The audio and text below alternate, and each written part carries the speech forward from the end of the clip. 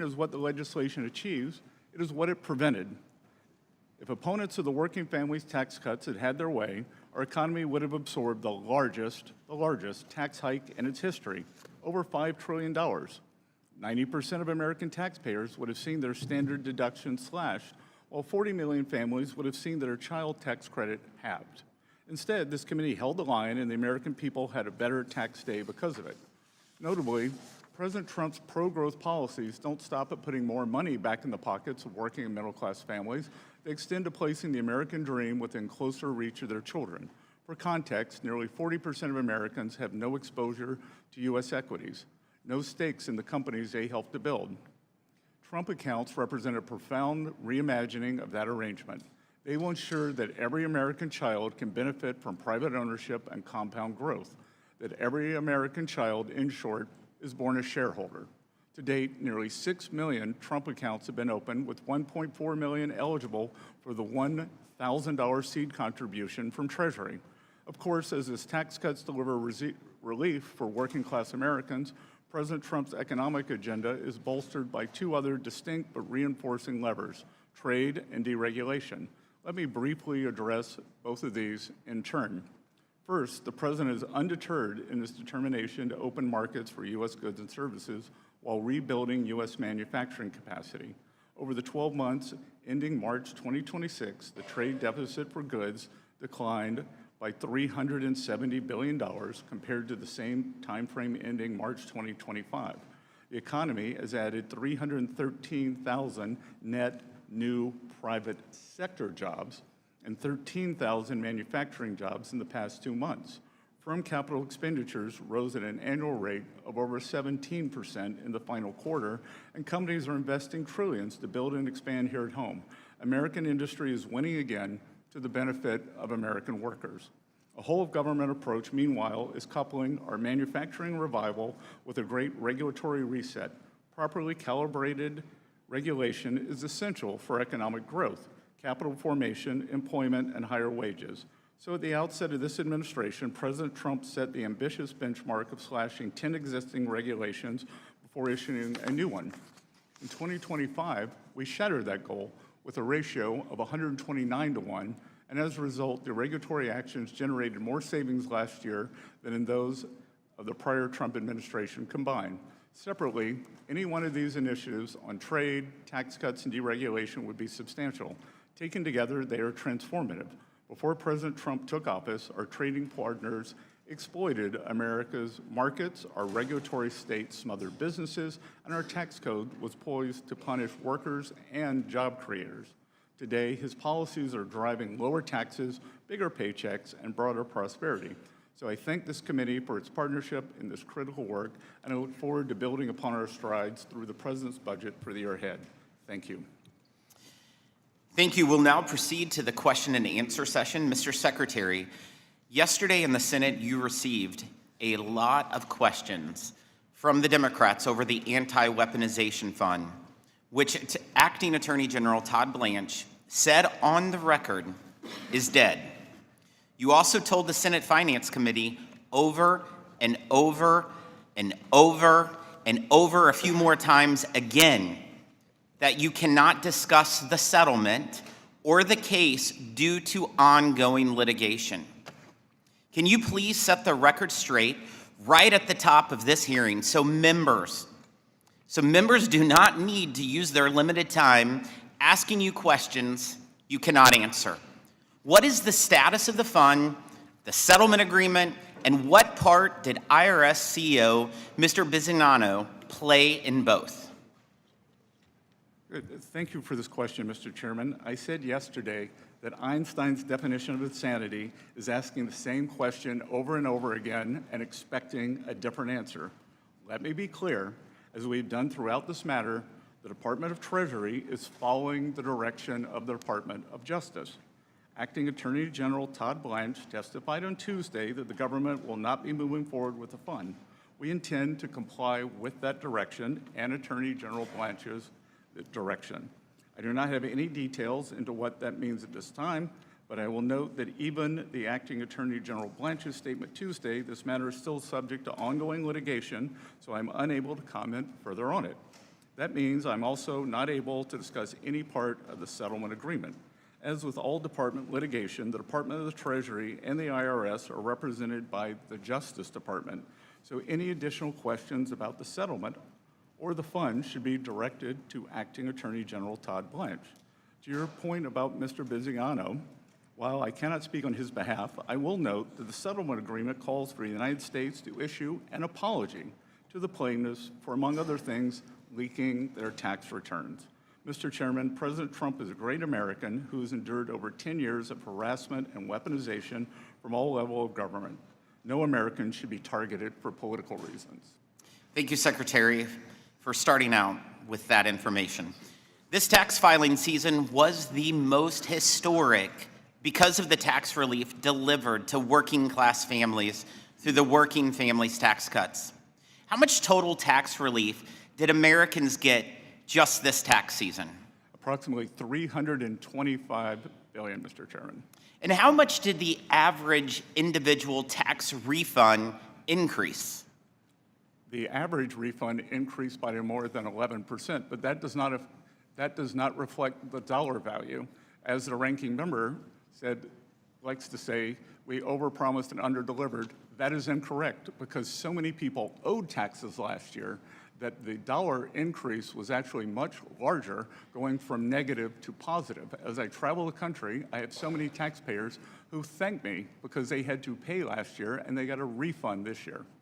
So how many taxpayers claimed at least one of President Trump's priorities of no tax on tips, no tax on overtime, no tax on Social Security, or the auto loan interest?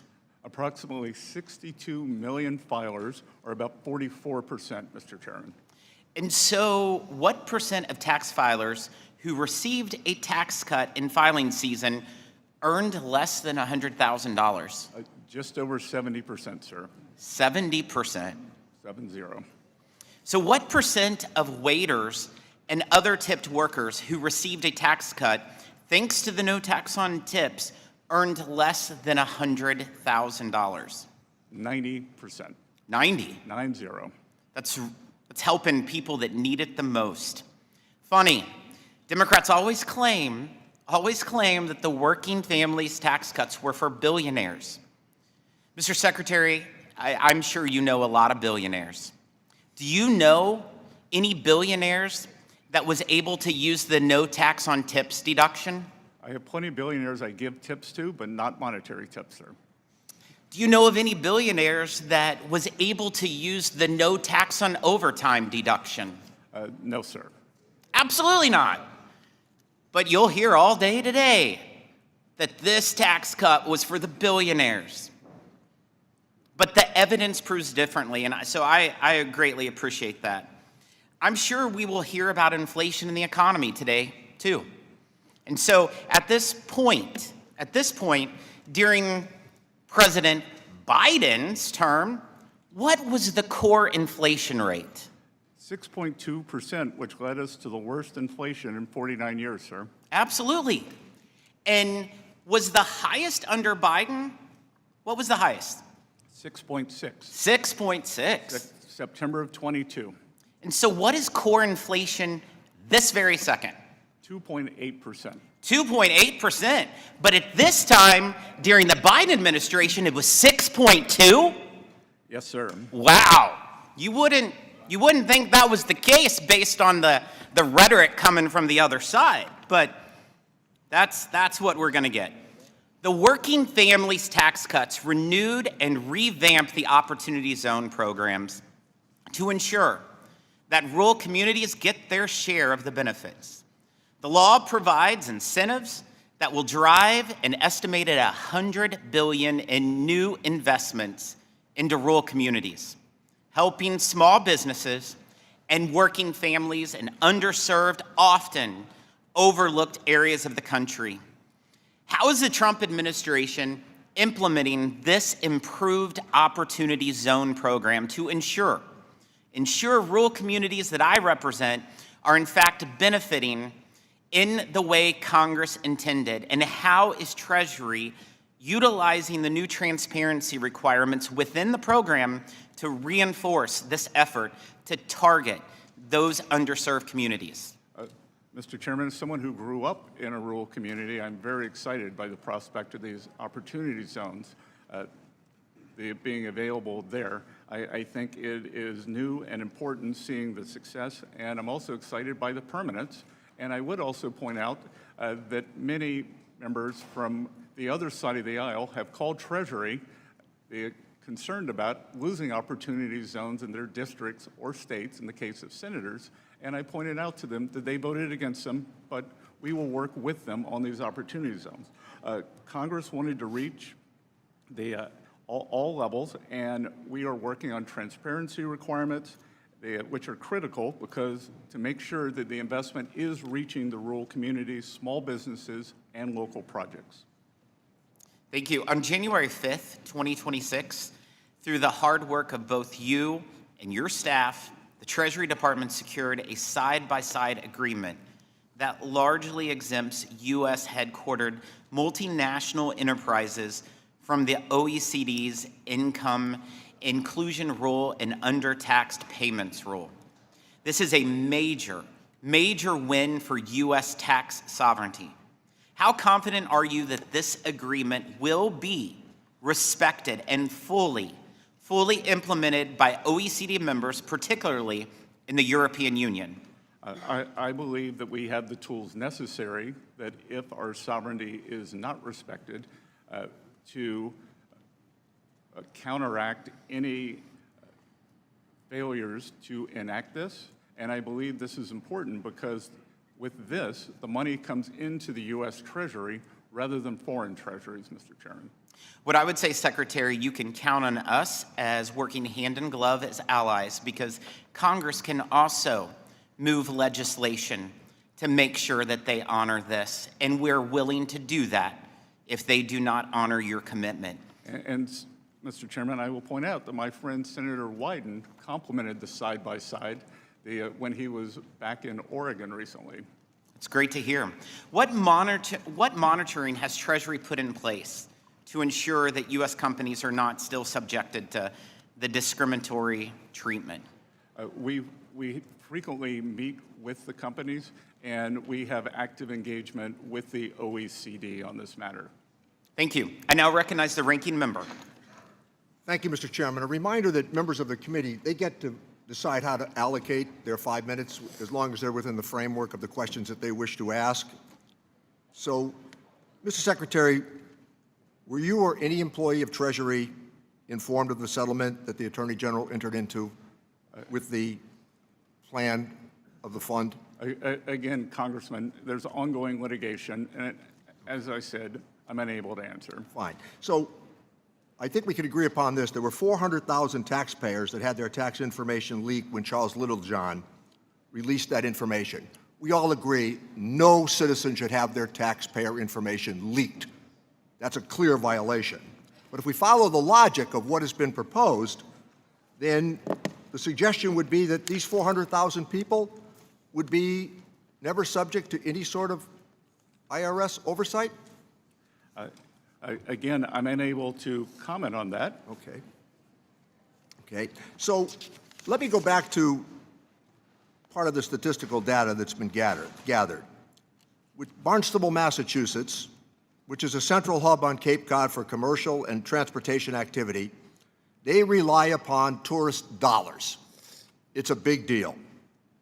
Over the last year, there's been a 54% decrease in Canadian tourists.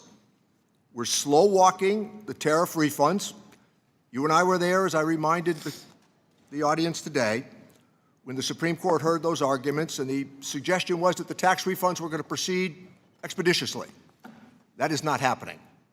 There have been arguments that somehow that they've been slow walked on purpose because they did cost $166 billion, which would come from revenue that previously had been allocated. In Las Vegas, those who fly into the Harry Reid Airport, 4.9 million people flew in last year. That's down by 12%. The positions that we have taken on the tariffs, the positions that we have taken on trade, have really been inconsistent with previous presidents and previous administrations. We understand how tariffs might be used to penalize an adversary, but the application of these tariffs are not working for the American family because of the price increases that are being experienced, particularly in the agricultural states where we can see where much of the political turmoil is now playing out. Ground beef is up by 20%, as I noted earlier, gasoline 51%, airfares have spiked by 20%, and everywhere that we turn, there's a price hike because of the economic policies that the president has embraced. Inflation has hit 3.8%. We've watched how now perhaps we're going to change the independence of the Federal Reserve Board for the purpose of complying with some political suggestions. Let me suggest here that we think that the independence of the Federal Reserve Board, and in fact, the independence of the former chairman of that board, helped to guide us through a very rocky period of time. We watched how that service was denigrated time and again, despite the fact that it was an honest, patriotic effort that was made by that chairman to get us through, again, a very, very difficult period of time. But if we don't like the outcome with the Consumer Price Index, we get rid of the forecaster. If we don't like the result of what the Federal Reserve Board has said, then we threaten and intimidate the chairman of the Federal Reserve Board. The argument has been, since your last visit, that lowering costs was something that we all embraced. But there's a fundamental acknowledgement, and it is not happening. I cited a previous statistic that I think remains very compelling this morning. 77% of the American people disagree right now with the economic positions that are being embraced by the administration. With that, I yield back my time. Thank you, Mr. Buchanan. Thank you for being here today, Mr. Secretary. Passing the working family tax cuts was a major win for all Americans. In addition to the record tax refunds that millions of Americans have received, I'm especially excited about the law as it pertains to small business. 100% bonus depreciation for business investment will boost the economic growth in manufacturing by encouraging small business to invest in America. Someone that's been in business for a lot of years, I can tell you the reality is very much the case. In addition, the permanent 199A small business deduction will make it easier for small businesses to create jobs and reinvest in their corporations or operations. More than anything else, I'm excited about the fact that we made a lot of this permanent. It'll make a huge difference going forward, and it has already. Working families' tax cuts are ensuring that American businesses can thrive and grow in the economy. I had the good fortune of being chairman of the Florida Chamber. We had 130,000 businesses, and these tax things, I can tell you, make a big difference. And the guy who's, Mark, who's CEO, made that reference to me many times. Mr. Secretary, the small businesses in my district tell me 100% bonus depreciation is so important that that decision is key to their buying equipment and other things. What's your thoughts on that, or your experience on the bonus depreciation part? Congressman, I believe that the bonus depreciation, the full deductibility of the equipment is one of the greatest driving forces we are seeing in our manufacturing and, in fact, our Main Street revival. And I think equally important is the permanence. The Republican Congress made this permanent, so great certainty, and the 20% pass-through rate is also made permanent, is giving small business permanence. Can you touch on 199A? That's a big thing for a lot of people in the district. It levels the playing field with the corporations where they got cut 35 to 21 or whatever, or 20, but this will give that 20% will make a big difference. But I wanted to get your thoughts and what you're seeing. Yes, sir. It gives the average small business about $7,000 more per year, and the small business deduction cuts taxes for 8 million small business owners by $4,600. And again, what is important here is the certainty and the permanence. It allows the small businesses to hire, to invest, and plan for the future. And then let me just touch on in my district, being in Florida, we have a lot of, obviously, seniors, one of the, I think, the 5th most seniors in the country in terms of that. And they're excited about this cut. I think it's 200,000 seniors that I have in my district, but the number is a huge number across the country. Where is that at today? And I think more importantly to me, or one of the big things, is to making sure we're talking to a lot of our seniors, because most of them are taking advantage, but my sense of it is not all of them are taking advantage. What are we doing to communicate with the seniors that haven't taken advantage of the opportunity?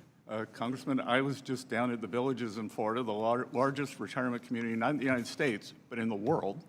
And I cannot tell you the enthusiastic reception that them being able to keep most of their Social Security has made. And these are not the well-to-do people, maybe at the Villages, but in general, that when we saw the senior deductions, 68% of the filers made less than $100,000, and 96% of the filers, 96%, make less than $200,000. Yeah, for many years, I'd go to these hearings or different meetings that we'd be involved in, many times with senior organizations, and they always complained or thought about, when are we going to address? We've paid taxes once on Social Security, we got to pay it again.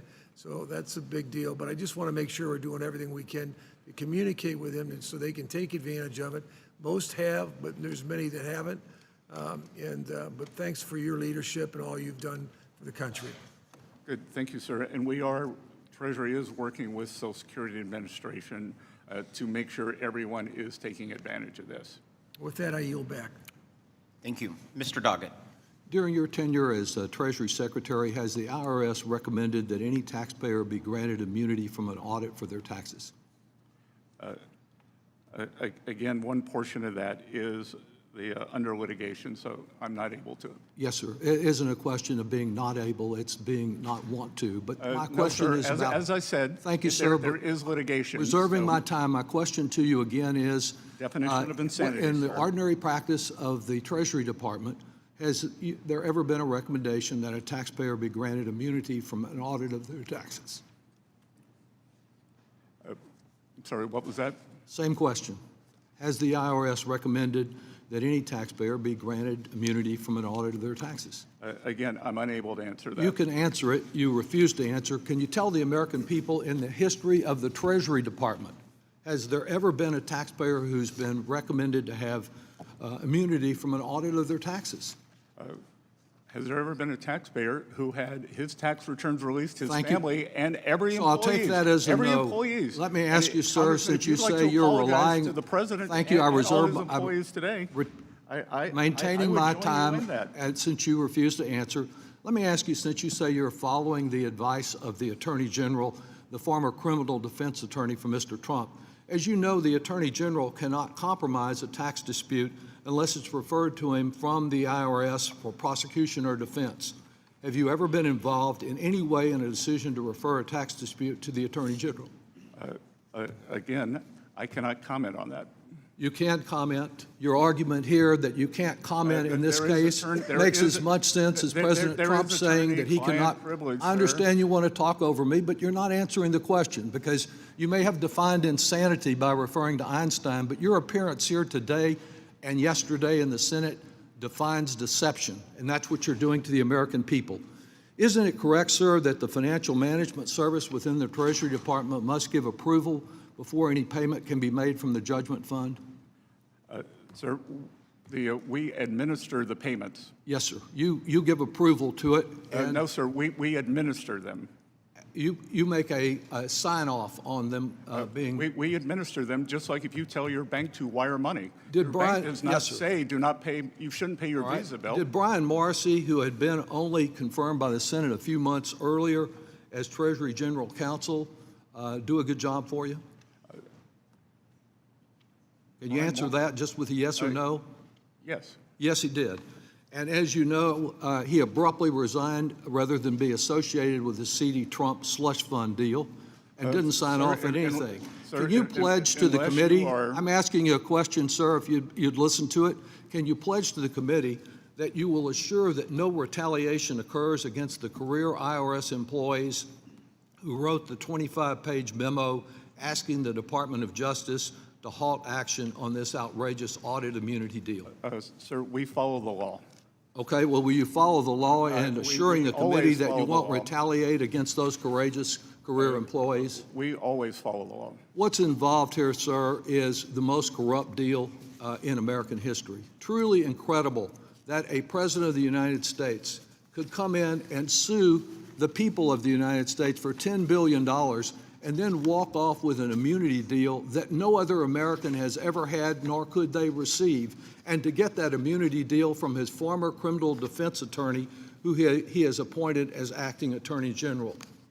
This is the kind of corruption that would permit the Trump family, if the Wall Street Journal is correct, that Trump earned $5 billion from his crypto bills last year, to be to pay him or not pay him as he feels it's smart to do. He made no complaint about the audits in his petition, and yet suddenly out of nowhere, he's granted immunity in what some have said in a report would be $100,000 benefit, $100 million benefit to him. You know that there is a responsibility of your department to do audits of the president every year. A report of this committee indicates that only one was begun during the first term. What are you doing to assure that those annual audits occur this year? The first term, 3 years, nothing.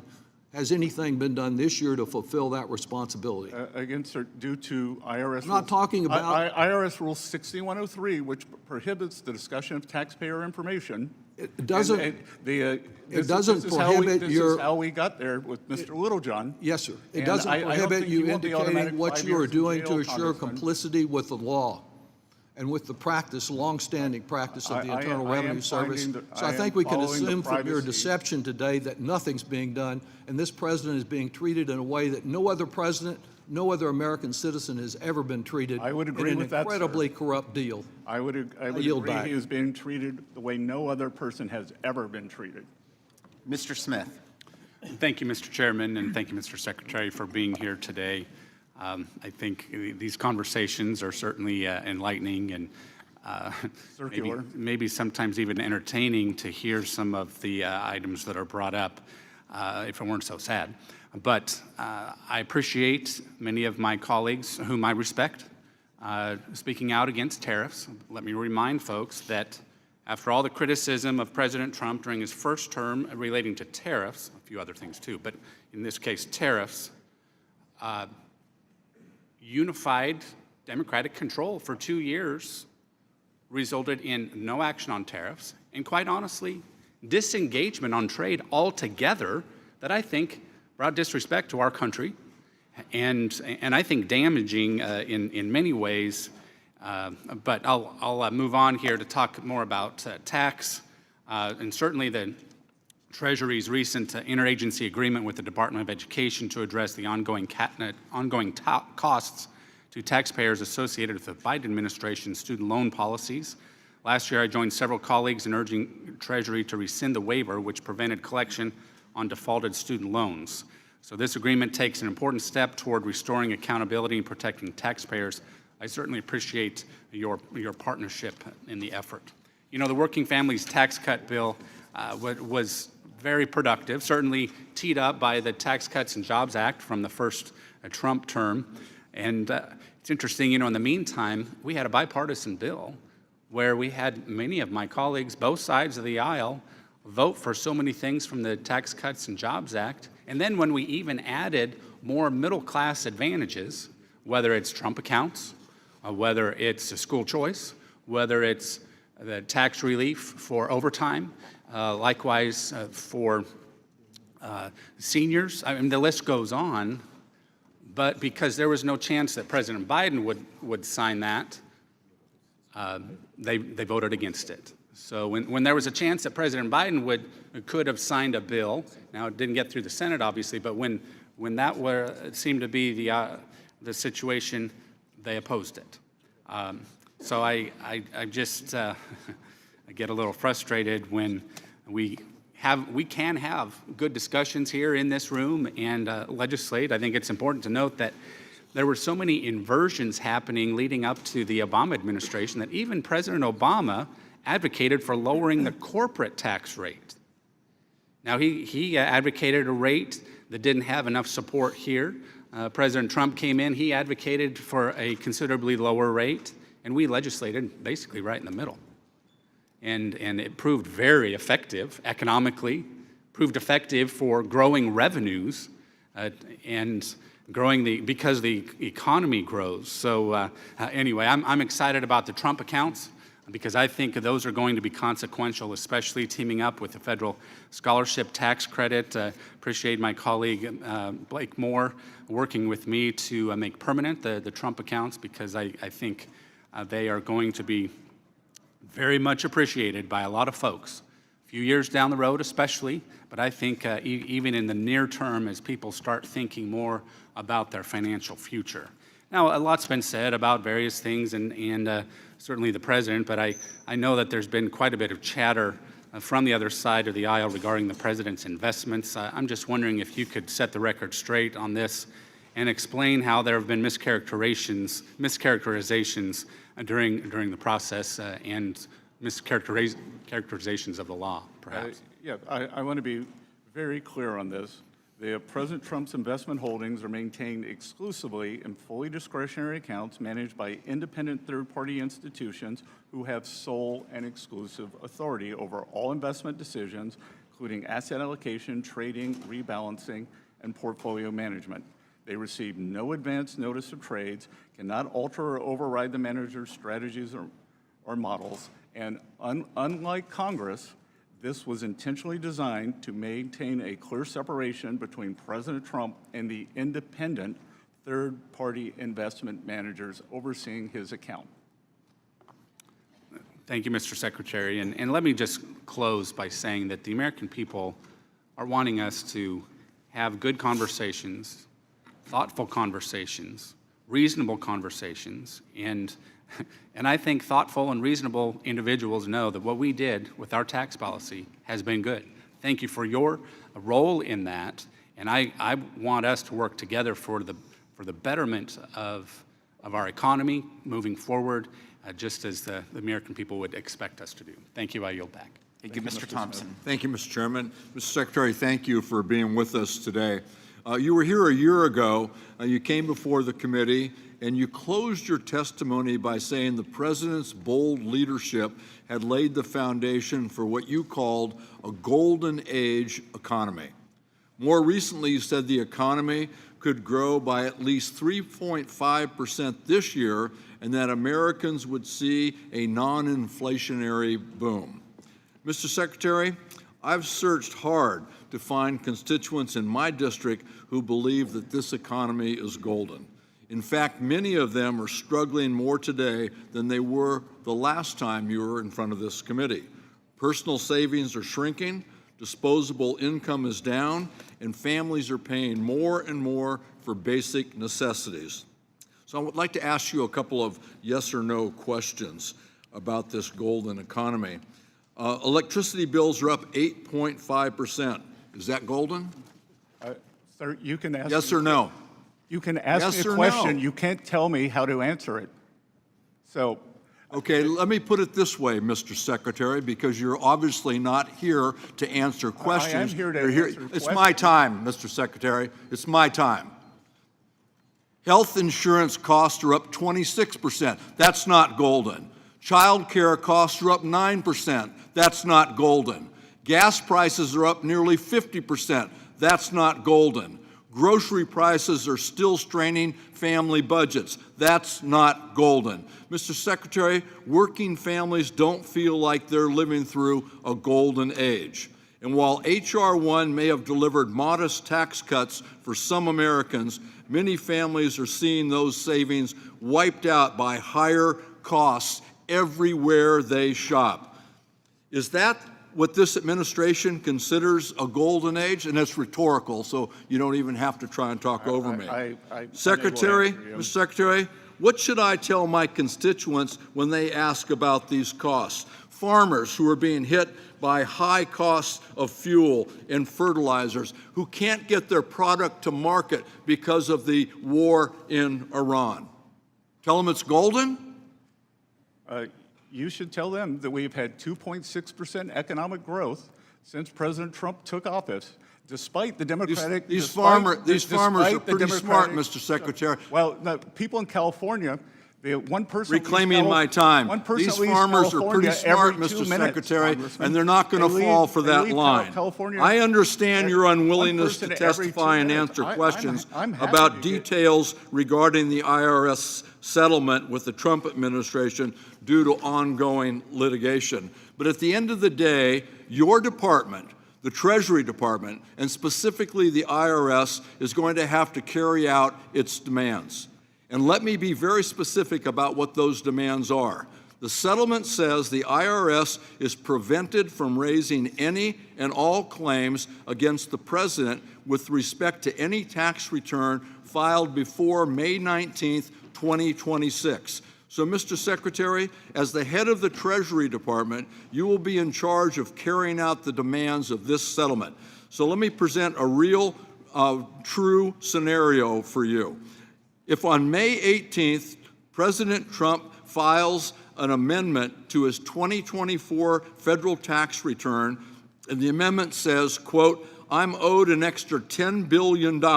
That's the amount he sued the IRS, that I forgot to claim on my tax return. Is it your opinion that the settlement agreement signed by Todd Blanche, the acting attorney general and President Trump's former personal attorney, would require you to pay President Trump $1 billion, no questions asked?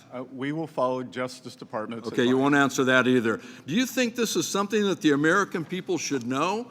How can you sit here and not provide any answers to the American people? Because I follow the Because law, it is Congressman. astonishing to me that the president didn't know about this deal before it was signed. Of course he knew about it. He directed it. So why not cash out on his get-out-of-jail-free card? As I read it, he can absolutely file an amendment to his tax return and claim a giant tax refund. And you have to sit there and watch while he robs the Treasury, and more important, while he robs the American people blind. That's as unacceptable as you refusing to answer questions posed to you by the members of this committee. I yield back. Mr. Kelly. Thank you, Mr. Chairman. Mr. Secretary, thanks for being here. As you know, the beatings will continue until morale improves. This is the beginning of the Charles Dickens. Given that the Democratic House has a 17% approval rate, now I see why. No, this is the opening of a Charles Dickens novel, is it not? So it was the best of times, it was the worst of times. It was the age of wisdom, it was the age of foolishness. It was the epic of belief, it was the epic of incredulity. It was a season of light, it was a season of darkness, it was a spring of hope, it was the winter of despair. How well that describes what we're going through. I will remind my friends on the other side that we had double-digit inflation in the prior administration. The president inherited one of the worst situations he could possibly do. The cost of gasoline, by the way, in June of 2022 was, the average was $5.16 a gallon. As of June 4th, it's now $4.51 a gallon. So facts are a funny thing. Use the ones that actually are true or bend them to anything you want. What I really want to talk to you about, though, is part of what we did when we first did Tax Cuts and Jobs Act was something called opportunity zones. And I'm going to invite you to come to Erie, Pennsylvania. Erie, Pennsylvania was at one time a thriving city, but fell on very, very hard times. But when we did the Tax Cuts and Jobs Act with the opportunity zones, this encouraged private investment, not taxpayer dollars, but private investment going into areas where the government would have wasted its money, and does oftentimes, but say to private investors, you know what? Using the tax code, we're going to give you an opportunity to invest in something while other people would usually walk away from it. I got to tell you, in Erie, under the leadership of key stakeholders and local leaders such as the Erie Downtown Development Corporation and the strategy of Erie Refocus Plan, the city committed itself to a goal of revitalizing its downtown waterfront while building on its industrial heritage. Using opportunity zones as a catalyst, Erie has leveraged more than $40 million in private investment. This investment created 110 new residential units, revitalized more than 100,000 square feet of commercial space, restored 8 historic properties, and brought brought a grocery store to a neighborhood previously designated as a food desert. One of the things I wanted to talk about, because under this new plan, we decided, hey, you know what? We did some great jobs when it came to cities. Let's look at rural areas. So what I'm going to ask you to do, if you would, please come to Erie, where you can see how these actually things work in living color to real people in real time. How we're revitalizing a community. The job you've done is incredible, by the way. The only thing I question, what keeps you getting up in the morning and come into things like this when you know all that work that you do, all that time that you spend, all your staff works to make it better for the American people? They help with this idea of it being a Republican idea or a Democrat idea. Why don't we just look like what's best for America? Well, the representative, first of all, I have heard that Erie is a poster child in a great way for opportunity zones. So I look forward to coming and visit, and I look forward to visiting the rural areas in your district. And also, as I said earlier, many representatives, senators from the other side of the aisle have called me to ask for guidance on opportunity zones. I pointed out that they voted against them, but that is why I come in, to help the American people. We can overcome partisan differences that they voted against them. It is in statute now, and we will make it work for all the American people.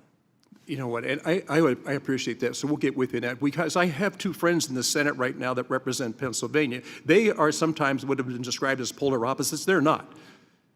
So between Senator Fetterman and Senator McCormick, we have two people in the Senate now working together to do the best things that they can do for the state they represent and the nation that they work for. I think if we could twist things around, and unfortunately elections get in the way of us doing things that are actually beneficial to the American people. We tend to work on a party spectrum rather than the people we represent. As I said, I represent 750,000 people.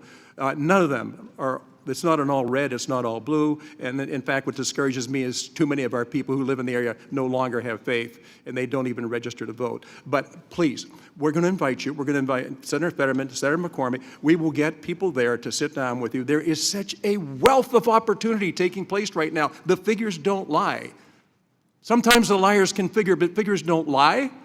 Thank you for doing what you're doing in your private life, to walk away from that, to walk into this. When they first described it as a swamp, they had no idea how deep the swamp has become. Thank you for being here today, and thank you for your dedication to the United States of America. Thank you, Mr. Larson. Thank you, and thank you, Secretary, for joining us here today. It's always kind of unusual when you start a hearing and are instructed what you can say or can't say in an open and free democracy. But having said that, you mentioned in your testimony core inflation a couple of times. What's the difference between core inflation and inflation? Many people believe, or it is in general, energy prices and food prices, which are much more fast-moving. And I would say that energy prices will roll down when this Iran conflict ends. So is gasoline considered part of core inflation? Yes, sir. It is. So those remarks, core inflation reflects gasoline prices. Core inflation, it reflects the underlying trend in inflation and whether that inflation has become endemic to the system as it did during President Biden's Has the war in Iran had anything to do with core inflation? Sir? Does the war in Iran have anything to do with core inflation? Or you can't answer that, or either? Or are we precluded from asking that? Well, I'm not sure what the question is. Let me make it as simple as I can. Does the war in Iran, are you with me? Has the war in Iran thus far, have witnessed the rise in gas prices as it caused? Well, again, that is the regular inflation, and gas prices have gone up, which I believe will be temporary. Gas prices have gone up, but you believe they're temporary. Core inflation It has dropped 0.5% since President Trump came to office. Geez, you know, when I'm home in my district, I'm going to just tell those people, geez, you know what? You've missed this whole thing. Don't you understand core inflation? You guys are better off. I mean, these gas prices, I don't know what you people are thinking out there. For God's sake, you know, you should be doing cartwheels in the street over the price of gas. So what is the administration's plan to lower gas prices? We've taken the many. Are you in favor of eliminating the gas tax? We have moved to. Are you in favor of eliminating the gas tax? We would like to work. Are you able to answer that, or is that not answered? Well, if I'm not interrupted, I can, Congressman. Well, I'm waiting for your answer. We have asked Congress to move to eliminate the gas tax. That is done through statute. You have moved that. So you're in favor of eliminating the gas tax. We have asked for that. So we can join bipartisanly today because you're in favor to eliminate the gas tax. Again, the White House has asked for it, sir. They have? Why isn't it before the committee for a vote? I don't run the agenda. Well, it's good to hear that we're in favor of something that we can work on bipartisanly that will help relieve people who need it the most. Forgive me, but people in my district aren't doing cartwheels over this economy. They haven't seen the impact that you claim that they're all receiving. People hear a lot of rhetoric, et cetera, but that doesn't pay their grocery bills. That doesn't pay their heating costs. That doesn't put fuel in their tanks. That doesn't help them get through the day-to-day grind of their lives. And so coming here and filling us with platitude and telling us how grateful we should be to the Trump administration for everything that it's done, Well, Congressman, is this war responsible for any of this? Congressman, food at home is up 2.5% since President Trump took office. Are we at war currently? Which is twice. Are we at It's up war twice that much currently? every year under the Biden administration. Are we at war currently? That the conflict has been halted. The conflict has been halted. So we're not at war. So our military is not involved. We're not at war. Again, if you would like for me to call the Secretary of War, I can ask. I'm the Secretary So of as part of the Treasury. administration and as part of this, we're not at war. How in God's name, if we can't answer any questions at all, and I don't know, maybe there were some special orders where we're not allowed to these questions or not, we ought to make that clear. Are we at war or not? I'm asking as relation to the cost of going up for oil and gas. That hasn't risen? Has it risen because of the war? It did rise because of the conflict, yes, sir. The conflict. So that's what we call it. Our people go into battle and lose their lives. Mr. Larson, your time has Conflict. expired. Mr. Schweikert. Thank you, Mr. Chairman. And just, Mr. Secretary, you were already heading there. As everyone here, I'm sure, knows, PCE, there's actually trimmed, which Kevin, new head of the Fed, prefers. There's actually 4 or 5 ways you do balancing on the calculations. So if any of you want joint economic, actually, we have a whole chart of how those calculations work, if anyone No, would sir, like it. those will be facts, and they're inconvenient. And food prices, food at home, has risen 2.5% since President Trump came into office. It averaged more than 5%. 5% under the Biden-Warren economy. And I've got a list here that President Trump posted, but no one wants to talk about it. Last year, all we heard was eggs, eggs, eggs. Eggs are down 90%. Avocados are down 19%. Mr. Secretary, you will find... Which is probably, avocado's probably more popular on the other side of the aisle. Yeah, Mr. Secretary, you'll find we often choose whatever number works best for the social media posting we're going to do in an hour. So welcome to Congress. A conversation we've been having actually with some of your staff and some of the Ways and Means staff is something that often never comes up, but we're going to have to understand it and find a better way to document it. We calculate about 17% of the U.S. economy now is in the tax-exempt space. And within that space, those who receive the benefit of tax exemption, the basic concept is, here's the community good you're doing for not having to pay taxes. Okay. There's something you're an expert on, the 990 form that documents to the IRS, to Treasury, to Congress, what is that community benefit? I know your team has been working on this. I know some of the IRS team, we've been working on it. Is there a way to come up with a much more robust, universal form so we can understand, are these tax-exempt organizations meeting their societal obligation? And if they're not, we can help them meet that. But we don't have enough information today. It's a great question, Congressman. And there are many tax-exempt organizations. A large part of the economy are hospitals and healthcare services. So we should look whether they are meeting the needs and are in fact nonprofits. But your question in terms of what is going on with these nonprofits, the IRS has issued guidance for Form 990 that nonprofits, just as banks must KYC, know your customer, we are telling the directors of these foundations, of these institutions, you must know your grantee. So KYG. If your grantee if the money is being used for violent activities, you as a trustee, as a fiduciary, are in trouble. If it is being used to take away people's civil rights, you are in trouble and the nonprofit status is in jeopardy. My team looks forward to continuing to work with Treasury on making that more robust so we actually understand both those that are using nonprofit tax exempt as funnels to bad acts, but also are they meeting their community obligations? One that you're probably not going to get as a question from anyone else. We have a fixation of debt management.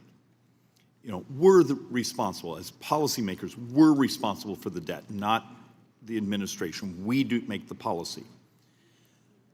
What can we do as members of Congress, Joint Economic Committee, Ways and Means Committee, to help you convince the markets, you know, please buy a 10-year note.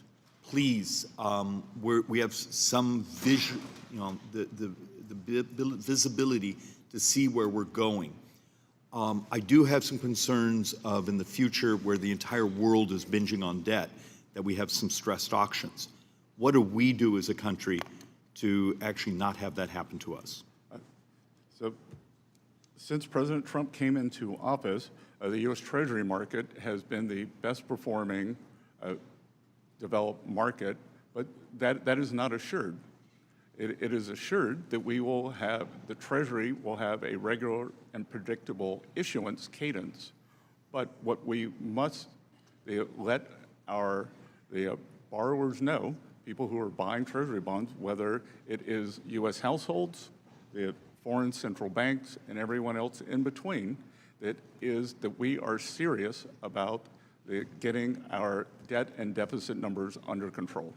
That is perfect, Mr. Secretary. And with that, I yield back, Mr. Chairman. Mr. Davis.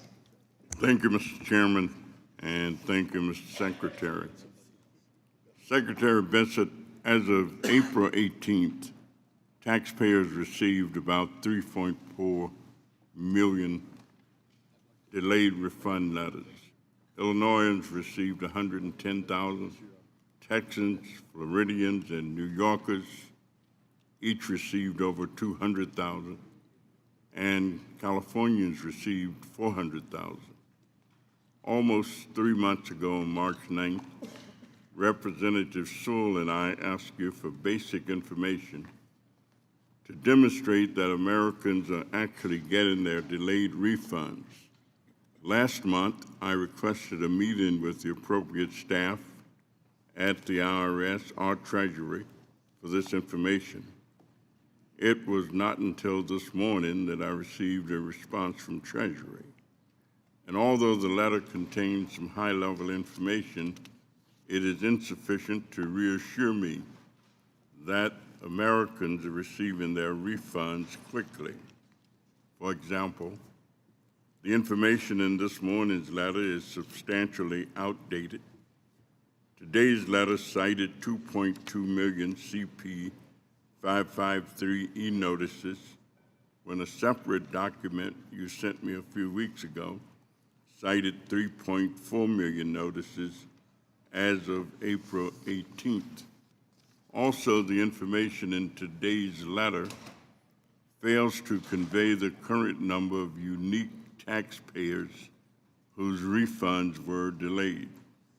Nor does today's letter give a clear understanding of how quickly taxpayers are waiting on their delayed checks.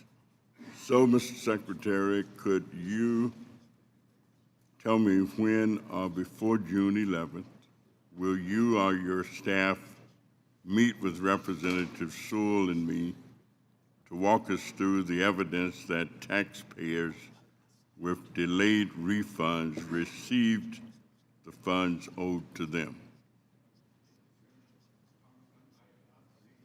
Microphone. I have not seen the letter, that I will follow up on this, and the delays that you were talking about are for taxpayers who did not file electronically. We had about 98% of taxpayers file electronically. They received their refunds within 21 days. It sounds to me that out of the approximately 134 million tax returns that we received, that the April number would have been the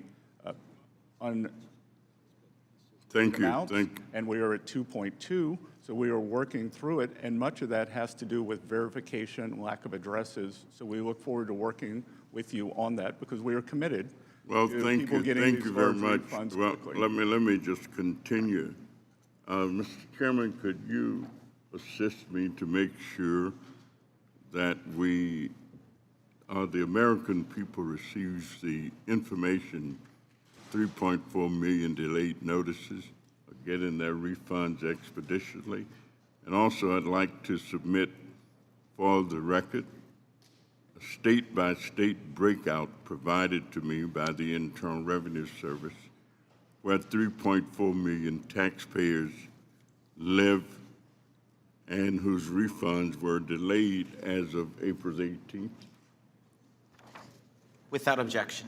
Thank you, Mr. Chairman. And Congressman, what was that number last year? 3.4 million. No. I meant for the previous filing season and the year before that.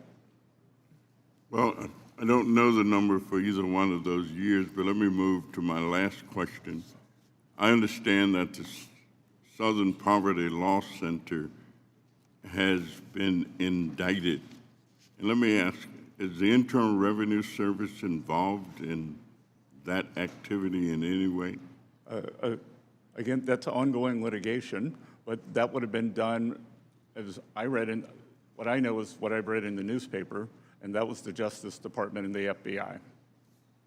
And Internal Revenue is not urging or suggesting to any other entities that they may lose their tax exemption if they contribute to the Southern Poverty Law Center?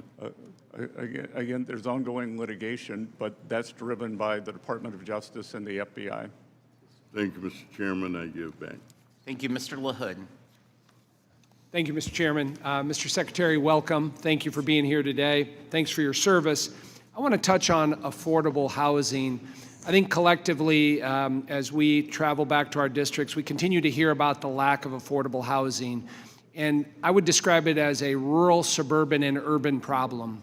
And last year, in the Working Families Tax Cut Bill, we included a number of provisions on affordable housing. And one of those was my bill that was included in there on the affordable housing tax credit. And as you're well aware, one of the most significant barriers to economic success in our communities is housing. And so in the Working Families Tax Cut Bill, we included the affordable housing tax credit, which includes a permanent 12% increase in the 9% allocation of LIHTC credits beginning this year. Independent analysis have estimated that this will lead to the development of more than 1.2 million more affordable homes nationwide over the next 10 years because of what we did. From your perspective and the Department of Treasury, what will the expansion of the affordable housing tax credits mean for working families struggling to afford housing? The LIHTC provision specifically gives great predictability for investors and builders who want to go into the market, and I think we've already seen a pickup in those areas and with this program.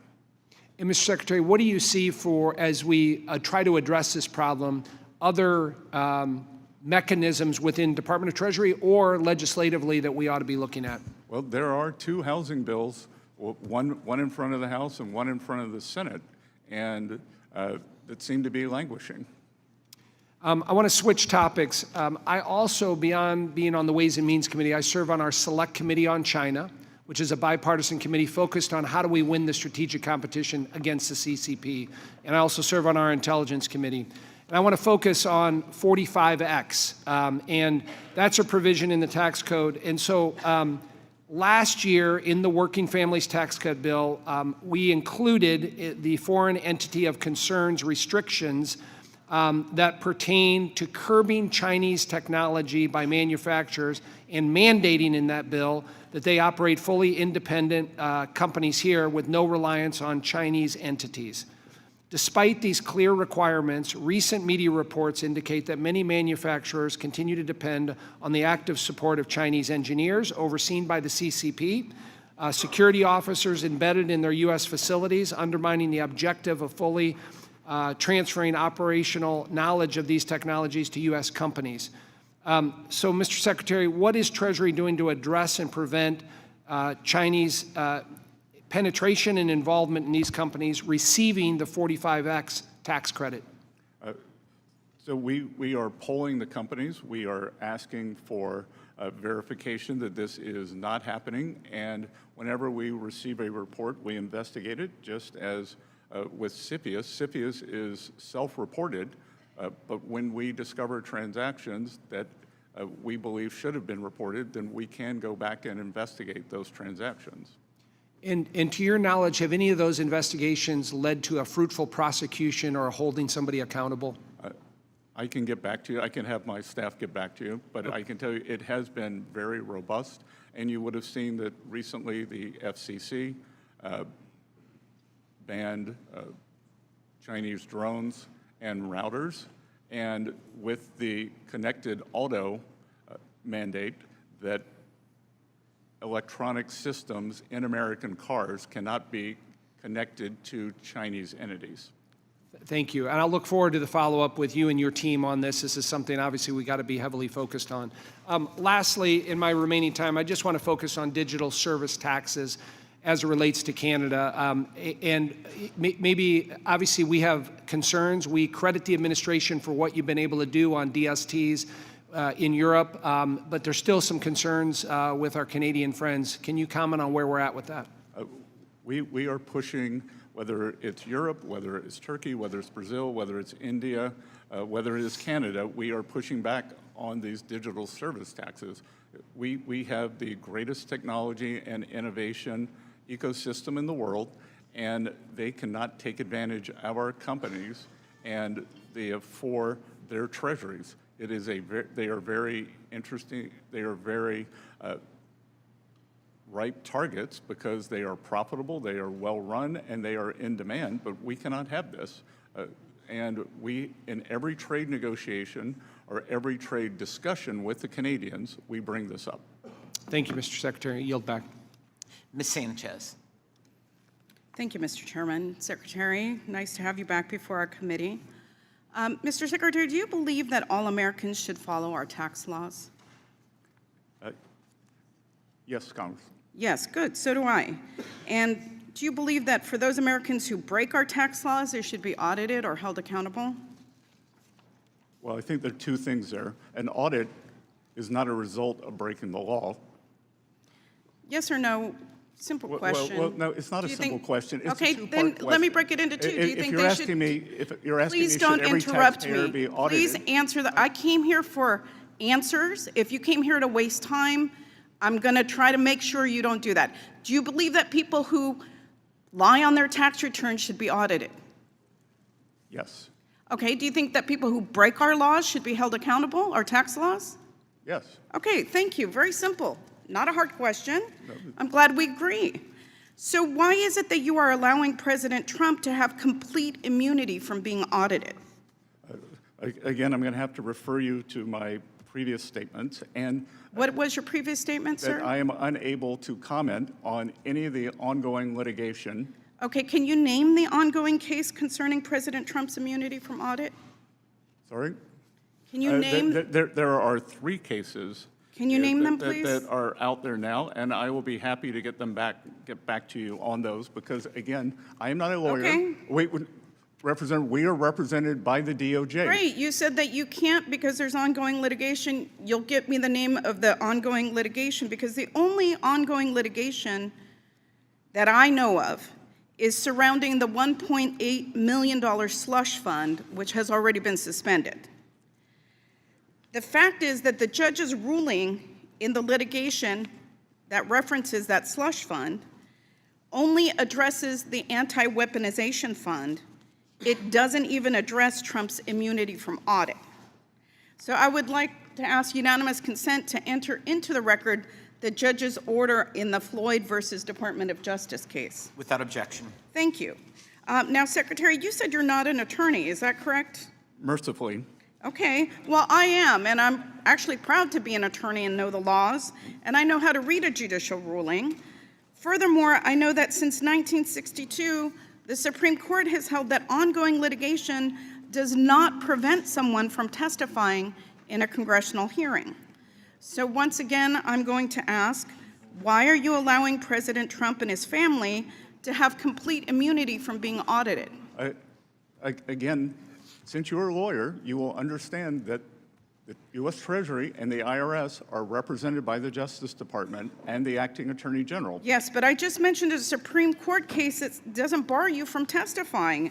It's pretty clear to me, though, however, that you're not interested in answering questions. You're interested in arguing. Let me ask you this question. If President Biden amended a prior tax return and claimed that he was owed $1 billion, do you think that that would be audited, or should it be audited? I'm not going to talk about any.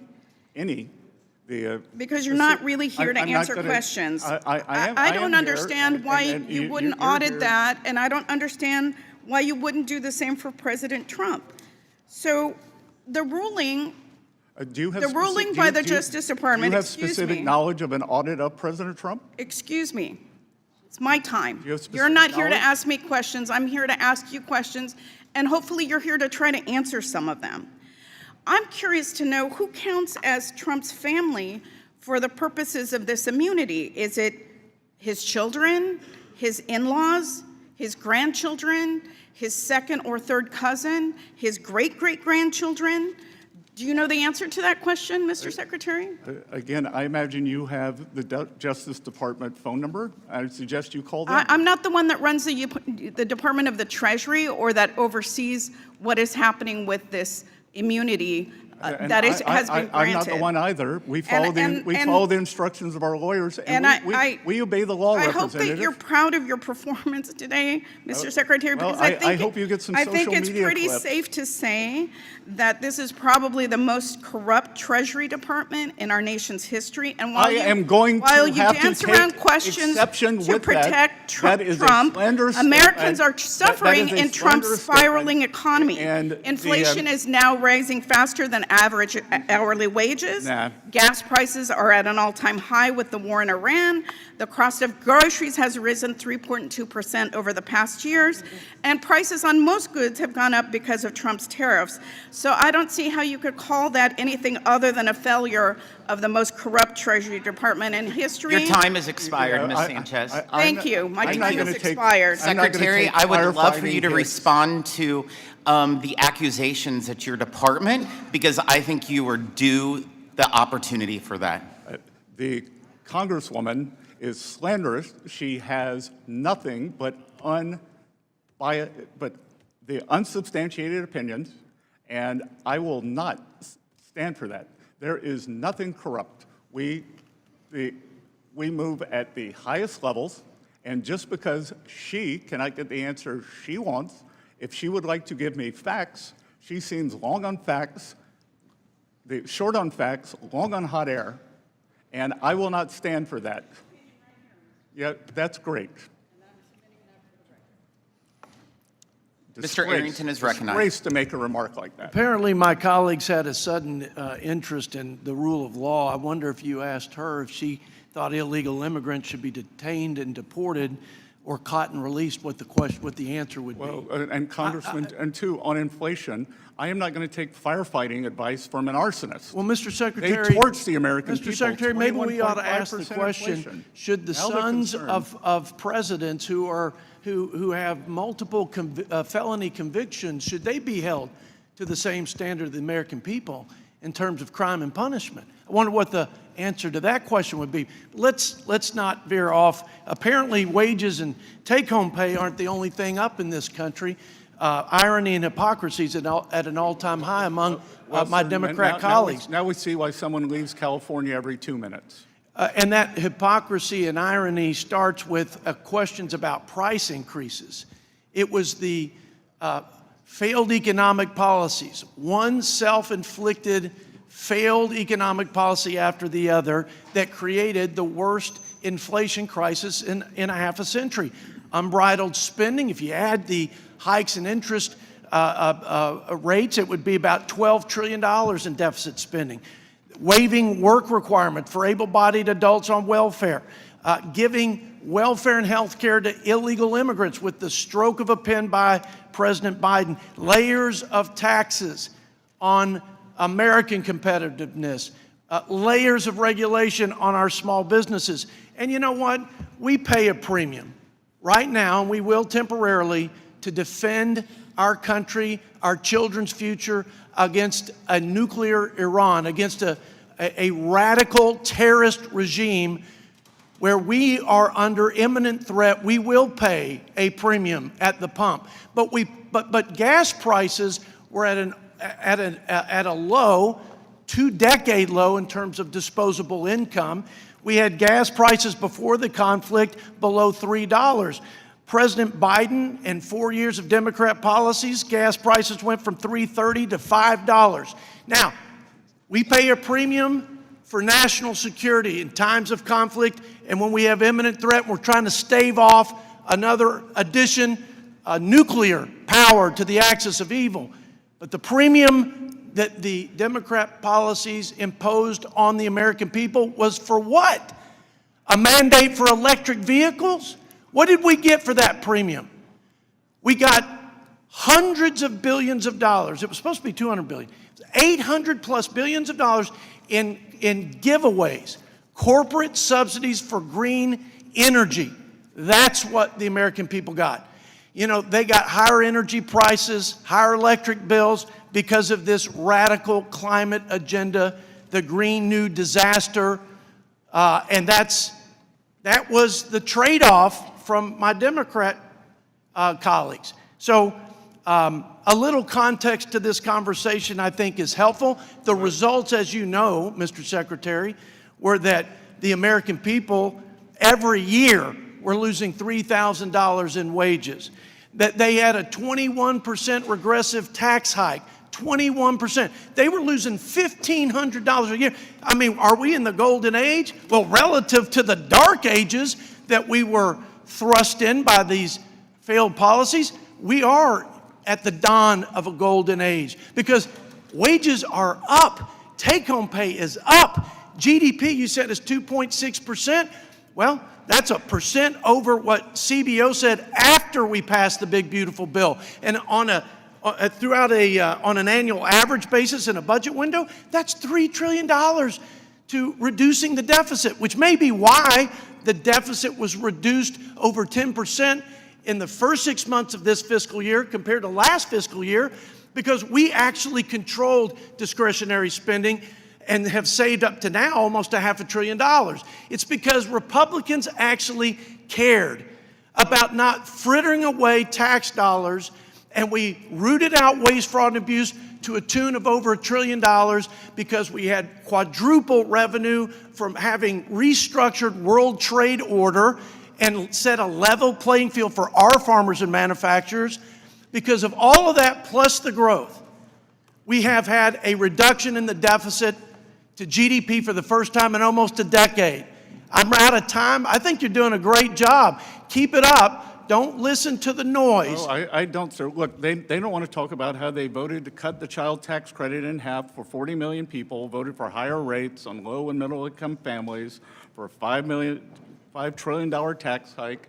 And if I were the Democrats, this side of the aisle, I would be terrified how many Americans applied for no tax on tips, no tax on overtime, reduced taxes on Social Security, and deductibility of auto loans. 7.5 million no tax on tips, 29 million overtime, seniors 35 million. Mr. Arrington, your time has expired. Unbelievable. Keep up the good work, Mr. Secretary. Thank you. Ms. Del Bene. Thank you, Mr. Chairman. Thank you, Mr. Secretary, for being here. Last year, one of President Trump's first actions was to put his billionaire donor, Elon Musk, in charge of the so-called Department of Government Efficiency. By the end of Musk's short but destructive tenure, DOGE had nearly quadrupled its original budget, lost taxpayers hundreds of millions of dollars in estimated interest and fee revenue, and paid 200,000 federal employees roughly $22 billion to stop working. DOGE was a massive failure. It turns out moving fast and breaking things and having no clue what the heck you're doing is not the most efficient way to govern. Unfortunately, DOGE's destruction wasn't limited to wasting taxpayer dollars and gutting the federal service. DOGE staffers also abused their position to gain access to taxpayers' sensitive private data. Mr. Secretary, on January 31st, 2025, you personally granted DOGE access to one of the Treasury Department's payment systems at the Bureau of the Fiscal Service. This database houses Americans' most sensitive data, including Social Security numbers and bank account information. Shortly after, my colleagues and I requested the GAO review DOGE's unprecedented access to this critical payment system. GAO completed that report last month, and I asked for unanimous consent to insert it in the record. Without objection. Thank you. GAO's audit determined that a DOGE employee was inadvertently granted temporary access to create, modify, and delete data from the payment system. Mr. Secretary, you failed to impose basic safeguards that left millions of Americans' personal data vulnerable to unauthorized access and abuse. And so my question for you is, do you take responsibility for that?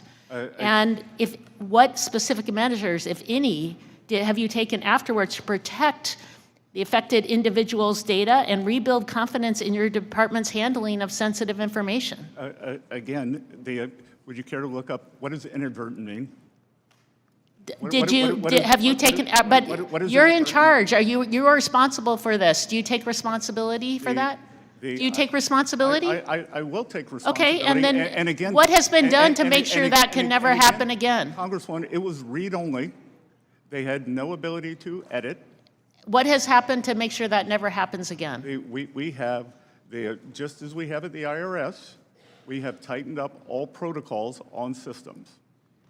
I guess that's not very specific, but the GAO also found that a DOGE staffer sent an unencrypted file containing USAID payment information and individuals' names to external DOGE personnel at the General Services Administration. Soon after, it was reported no disciplinary action was taken, despite the employee's failure to protect federal and non-federal employees' sensitive personal data and comply with security requirements. So again, Mr. Secretary, when employees who violate IT security rules are not held accountable, what does that message send to agents? And why don't you hold someone accountable? Why are you bringing up USAID with me? Because a DOGE staffer, GAO found that a DOGE had payment information. Payment information. USAID, I do not oversee. I wear many hats in this administration. Not one. And this is still, this is a file containing payment information. Are you not in charge also of the Treasury? That has USAID. That has nothing to do with us. But payment information has nothing to do with it. Again, it was not sourced at the Treasury. Why are you bringing this up with me? So GAO provided 6 recommendations to address identified weaknesses, including ensuring staff agree to comply with IT security rules and configuring systems to detect and prevent the transmission of unencrypted payment data. The report states that the fiscal service, again, the fiscal service, part of your agency agreed that 3 of the recommendations, or agreed with 3 of the recommendations and did not state whether it agreed or disagreed with the other 3. So, Mr. Secretary, can you confirm Treasury's position? This is part of your purview, that Treasury's position on all 6 recommendations. And if you agree that they're warranted, please let us know. And if you disagree with the recommendations, please explain why. Again, I don't have a copy of the recommendations in front of me. Your office did not share them in advance. We'd be happy to get back to you. That we would obviously agree with the ones where we've already agreed. So I hope that you understand that these are findings from the GAO about ensuring that information is protected. And again, we have seen access to taxpayer information leaks. What are you doing to address this? And are you taking responsibility? People don't have faith that the access has been given against the law. Well, again, President Trump and his family and employees of the Trump organization, 400,000 people had their tax returns stolen at the IRS. You are in charge. What are you doing to prevent that? And Americans' people's sensitive information has been leaked outside. Ms. Delbene, your time has expired. We have tightened the protocols. We have tightened access. And you have said nothing specific of what you've done to Ms. ensure. Delbene, your time has expired. Mr. Estes is recognized. Good to see you, Congresswoman. So frustrating. Thank you, Mr. Chairman. Secretary Bessent, welcome for Ways and Means, and thank you for being here today. Mr. Secretary, I want to go back to last year when you were here before the committee and the conversation turned to discussions around OECD Pillar 2. There was much discussion about how Congress and the administration could work together to stop the taking of our tax authority by other nations and losing over $120 billion from the U.S. Treasury over the next 10 years. I'm proud to say we're in a much better spot than we were a year ago, thanks to a lot of the hard work by your Treasury folks and the effort you got done there. Side-by-side agreement that you and your team negotiated is an important agreement that protects the American tax base from foreign countries looking to use our economy as an ATM for their own budgets. I know some members of this dais and their allies in the liberal press believe that this agreement gives successful American companies a free ride, but that's simply not true. The reality is President Trump and Republicans in Congress have done so much work on both the Working Families Tax Cuts and the Tax Cuts and Jobs Act to make the U.S. tax code more competitive and cement the U.S. as the best place to do business. Mr. Secretary, can you tell us a little bit about how corporate tax revenue has changed since we passed TCJA in 2017 and thanks to our more competitive tax code? So it's a combination there, Congressman. We are seeing a pickup in corporate revenue, but importantly, where we are seeing the deductions is for the full expensing, both for equipment and structures, both factory structures and farm structures. So you can think of that. When you see that deduction taken, you are actually creating the future tax revenues by building up the productive capacity of our country, and that increases productivity.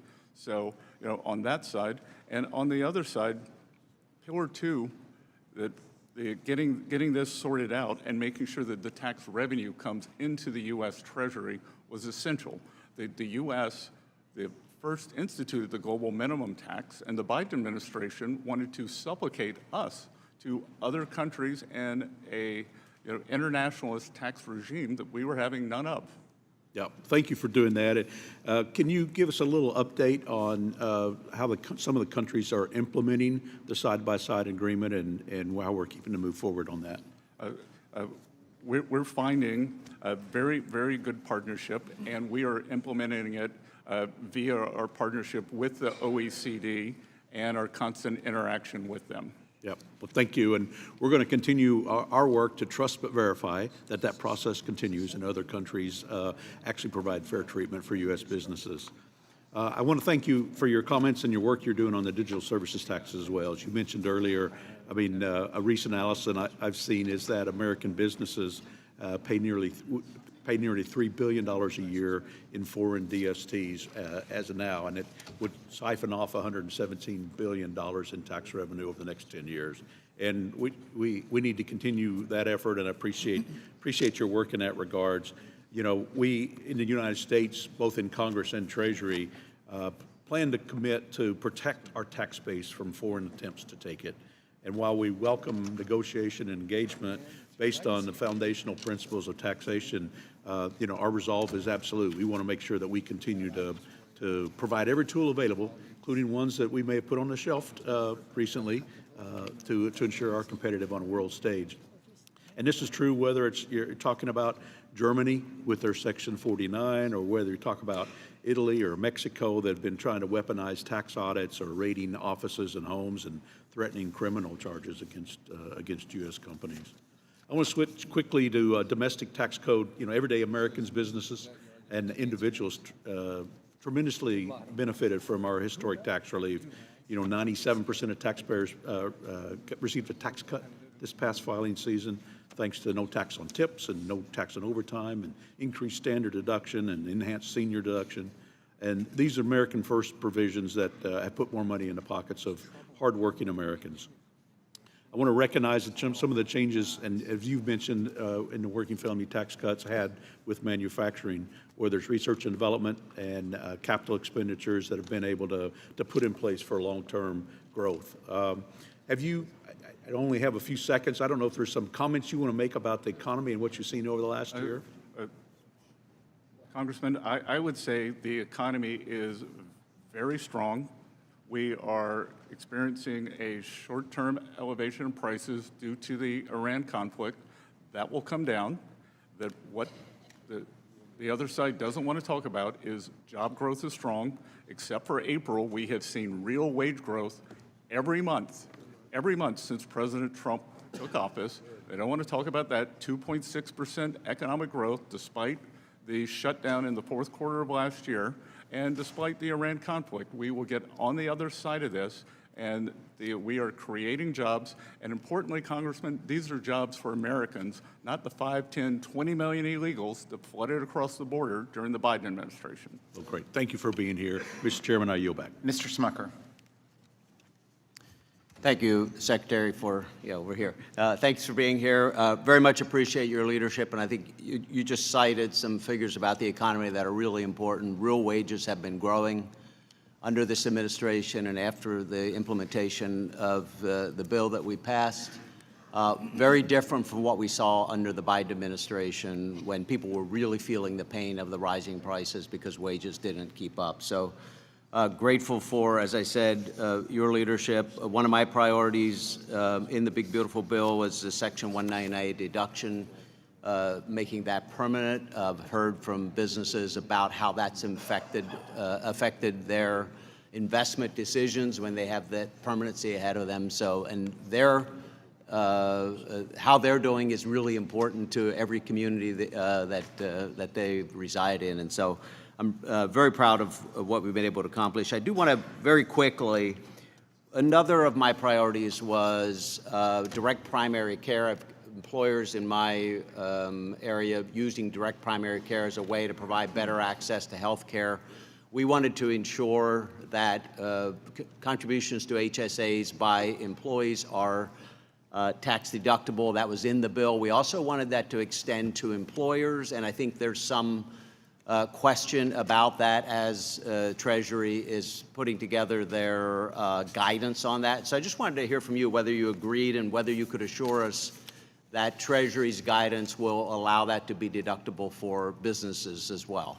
We are working on that, and that has been, HSAs have been a very powerful tool, and we've seen the take-up 37, 40-something%. So we will work on that and get that guidance out, sir. Yeah, I hope that we go with that initial intent, which was to make that deductible for employers as well. So thank you for that. Wanted to, you had, I have to pull this up, the statement you made in regards or during the discussion with Schweikert in regards to the debt and the markets that I thought was really good, and I wanted you to expand on that if you would. You said, and I maybe paraphrased just a little bit, but to assure that we have a regular and predictable issuance and cadence, people who are buying Treasury bonds, whether it's U.S. households or foreign central banks. They have to be assured that we're serious about getting our debt and deficit numbers under control. I know you really care about this. I certainly do. I feel at times like the American people don't fully understand the impact of the debt on their economic activity today, but the threat going forward. So I'd love for you to expand on that a little, talk about why that's important and what are the steps that we could be taking in Congress to address the debt and the deficit numbers. Well, Congressman, let's look at a little bit of history. And this is MIT's numbers, not my numbers. MIT believes that almost 50% of the inflation we saw during the Biden era was due to the size of the deficits. So first of all, for the American people, not only does it affect the interest rates, our ability to issue debt, it also affects inflation. When you have these roaring deficits, money goes into the economy, and what the Biden administration did was they injected, you had a demand shock through giveaways, but then you constricted supply with the regulatory state, and that's how you get inflation. And this administration is doing the opposite. We had a fiscal contraction for calendar year 2025, and as I said earlier, we are cutting regulations, so we are increasing supply, whether it is energy for services. So that is why core inflation is down more than 0.5% since President Trump came in. One of the things we're talking about in the Budget Committee with Chairman Arrington is a resolution that would set a goal for Congress to get to a 3% deficit to GDP within the next decade. This has bipartisan support. We're hoping to see that support grow. You've talked about this. You've set a goal of wanting to be at a deficit percentage of GDP starting with 3 by the end of the administration. I wonder if you could talk about the importance of that goal as well in just a few seconds I have remaining. Yes, sir. I came out from behind my very comfortable desk and am here today because I was concerned about that trajectory. And I do believe it is possible to get back to the historical level of 3% deficit to GDP. And while that is not a balanced budget, if you have nominal growth above that level, you are paying down debt. Thank you. Ms. Chu. Secretary Bessent, since President Trump launched his illegal war in Iran, you've repeatedly assured Americans that higher prices would be temporary. In March, you said Americans should expect only 50 days of temporary elevated prices. Secretary Bessent, it's been almost 100 days and inflation is at a 3-year high with no indication of going down. In May, you said help is on the way when it comes to skyrocketing gas prices. A month later, Americans are still searching for the relief you promised as they pay more than double at the pump than what they paid before the war started. Later that month, you described rising inflation as a very limited spike. In reality, for the first time in 3 years, inflation is outpacing Americans' wages, and Americans' saving rate has dropped by half since last year. And just yesterday, before the Senate Finance Committee, you again characterized inflation as a short-term blip. Recently, President Trump proudly claimed that he doesn't think about Americans' financial situation when it comes to the war with Iran. So I want to ask you, Secretary Bessent, do you agree with President Trump that you also do not care about Americans' financial situations? Congresswoman, who was the president during World War I? Can you, No, are you refusing to answer my question? No, I'm asking, who was the president during World War I? I don't know, but clearly you So are you not don't know who the answering my president during question. World War I was. So- But let me tell So you. I'm clearly getting the idea that you do not want to answer whether you agree with President Trump that you do not care about Americans' financial situations. President Trump does care about Americans' financial situation. Well, he actually said that he doesn't. No, that is a truncated thing, like everything is, that he is future-proofing, because I can tell you, Americans' financial situations would be devastated if Iran got a nuclear weapon and there was a permanent shutdown of the flow of energy out of the Middle East. Well, then let me ask you, was your prediction... I promise you that President I'm taking my time back. I will promise you that President Woodrow Wilson, who was president during World War I, that the Germans did not attack us. That he got into that. It was Well, you're not answering the question, so let me ask this. And I guarantee was your you, prediction President that Americans Woodrow would Wilson face thought the same only thing, 50 days Congresswoman. of temporary elevated prices wrong? You said that Americans would face only 50 days of temporary elevated prices. Was that wrong, since actually, of course, we're at 100 days now? How much have gasoline prices come down from the peak? 7%. Crude prices are down more than 20%, and gasoline prices follow crude prices. Well, then reclaiming my But time... those are inconvenient facts. Reclaiming my time, gas prices are up by 50% since Trump war started, and up nearly 30% from last year. Diesel and jet fuel prices have risen even faster because refining markets are strained. Utility costs have soared due to higher natural gas and fuel input costs, and that means commutes, home heating and electricity, airline tickets, and delivery fees are all more expensive. And how about grocery prices? They jumped more in April than they did in nearly 4 years since when Biden was president. Beef is up by 15%, tomatoes are up by 40%, bread and milk are up 8% and 5% compared to 3 months ago. And it's those lower income households that are hardest hit by Trumpflation. They're forced to cut back on spending. I know it's an inconvenient. Excuse me, it's my time, I know it's an but inconvenient fact, but I know that it'd be hard for a food billionaire prices like you are to up. imagine how these lower income households would be hit by inflation. And in fact, Trump said he couldn't care less about higher car prices for Americans. Do you agree with that statement?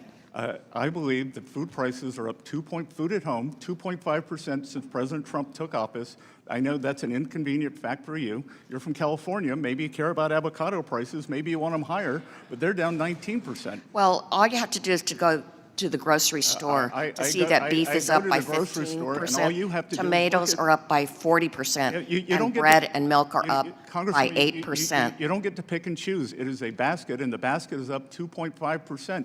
During the Biden era, it was up 5% Well, a year. you paint such a rosy picture. 5% a year. But I think Americans are not experiencing this rosy picture that you paint. They are asking, are my wages keeping up with costs? Can I afford the things that my family needs? And I'm afraid the answer is no. I'm afraid you're incorrect, because we had real wage increases every month since President Trump took office, except for the month of April. So I know the facts don't align with your narrative, but please, you're entitled to your opinion. Your narrative is not lining up with what Americans are experiencing right now. You're not entitled, you're entitled to your opinion, not your own facts. I yield back. Mr. Hearn. Mr. Secretary, it's good to see you. Thanks for being here. Great to be here. And I can see you're talking a lot about the facts. The facts are, is during the 4 years of Joe Biden, we had a 25% increase in prices. No way did the wages keep up during that time. The highest gas prices we've seen in the last decade were under Joe Biden, but my colleagues have gotten amnesia. But almost a year ago, Mr. Trump signed the working family tax cuts into law and preventing the largest tax increase in American history. And I want to thank you, Mr. Secretary, for your hard work and for your partnership in getting that across the finish line. A huge part of the working family tax cuts was making permanent many provisions of the 2017 TCJA, including eliminating the lockout effect, encouraging companies to bring intellectual property and profits back to the United States, lower rates for all Americans, the pass-through small business deduction, and immediate expensing provisions, all of which have been proven to drive tremendous growth and job creation. Prior to last year, the lack of permanency in these policies hindered economic growth and job creation. But thanks to the working family tax cut, businesses now have the certainty they need to plan, grow, invest, and create jobs here in America. I now want to shift focus to the expensing of factories, which is a new pro-growth tax policy in the working family tax cuts. After the passage of TCJA, bonus depreciation allowed businesses to deduct the full cost of equipment and machinery immediately. But the factory building that housed the machinery had to be depreciated over a much longer 39-year schedule. This created a major gap in U.S. tax policy.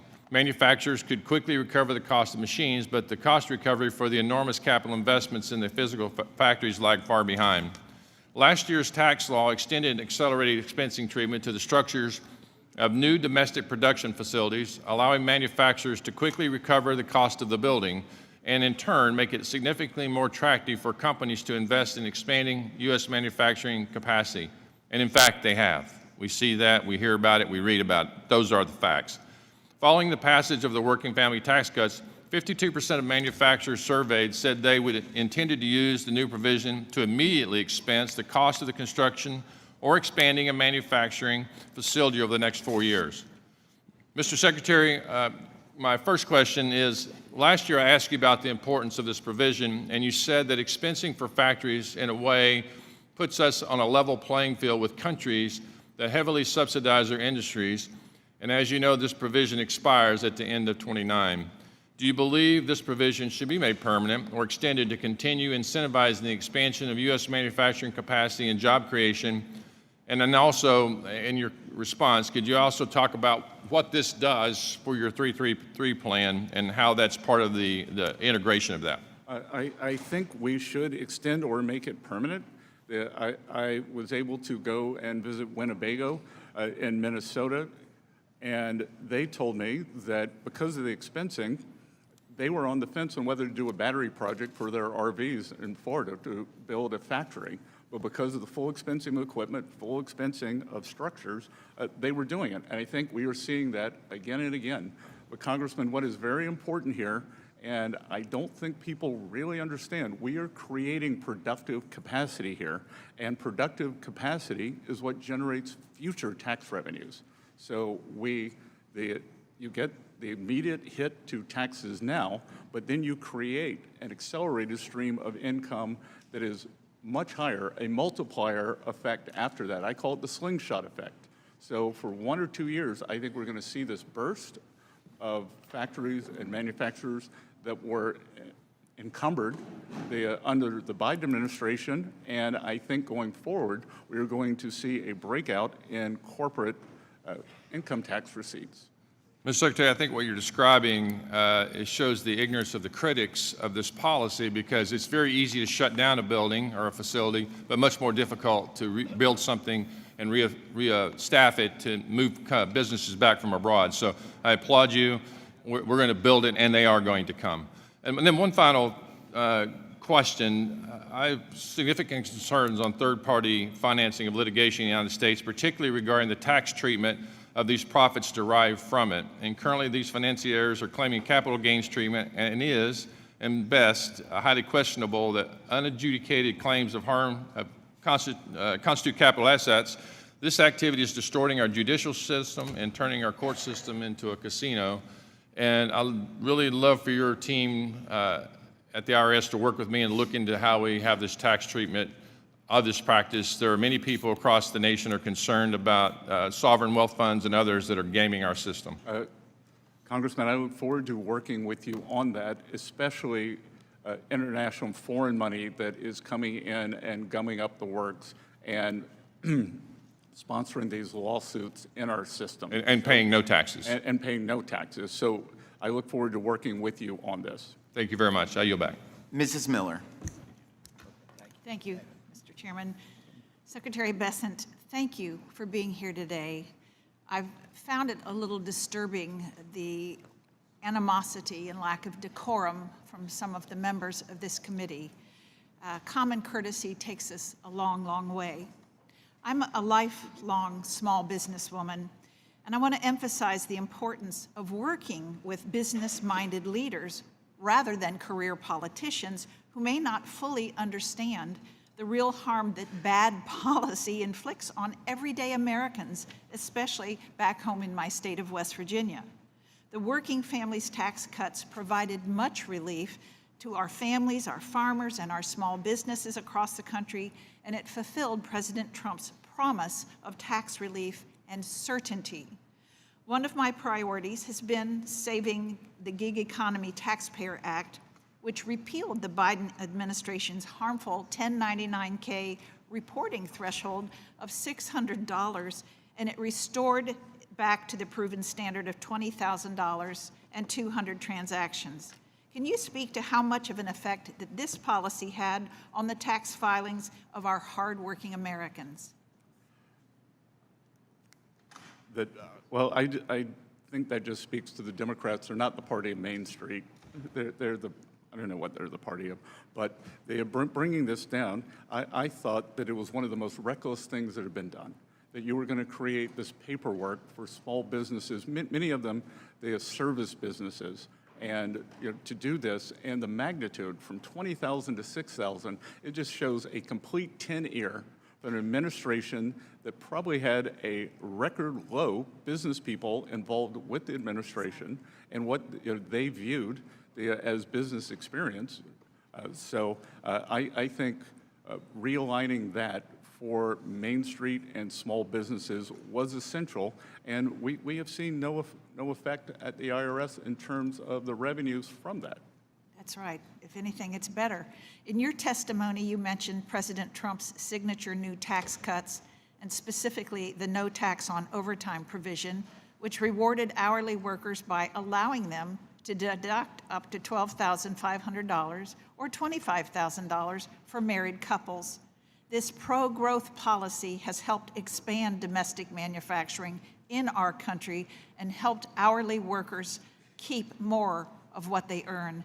Have you seen that the no tax on overtime policy benefit our tax filers this past tax season? Representative, I was with President Trump on April 15th in Las Vegas for a rally for tax day for his signature policies, and he asked for a show of support from the crowd. And we were at the home of the service and the tipped income. And actually, the no tax on overtime got a bigger ovation than the no tax on tips. And it's the American way. We had the 75% of the filers make under $100,000, 90% make under $200,000, and the average deduction was $3,100. And it's the American way. If you want to work harder, you get to keep more of your take-home pay. I was with a group of small business owners out in California near the Reagan Library, and they love it. I was in a local Italian restaurant there. The owner loves it because he was having staffing problems.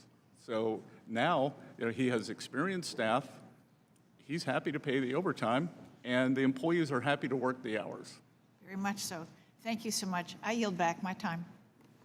Thank you. Before I recognize the gentlelady from Alabama, I want to inform members that at the request of our witness, I intend to call a brief recess following Ms. Sewell's questions, and I now recognize the gentlelady for 5 minutes. Thank you, Mr. Chairman. Mr. Secretary, you promised the American people that the big, beautiful bill would lead to big economic boom for the American people. In a statement you made on July 3rd, 2025, after the passage of the so-called One Big Beautiful Bill, you said that the legislation would unleash growth in the American economy. Republicans pledged that it would stimulate economic growth and lead to an additional $2.4 trillion in government revenue.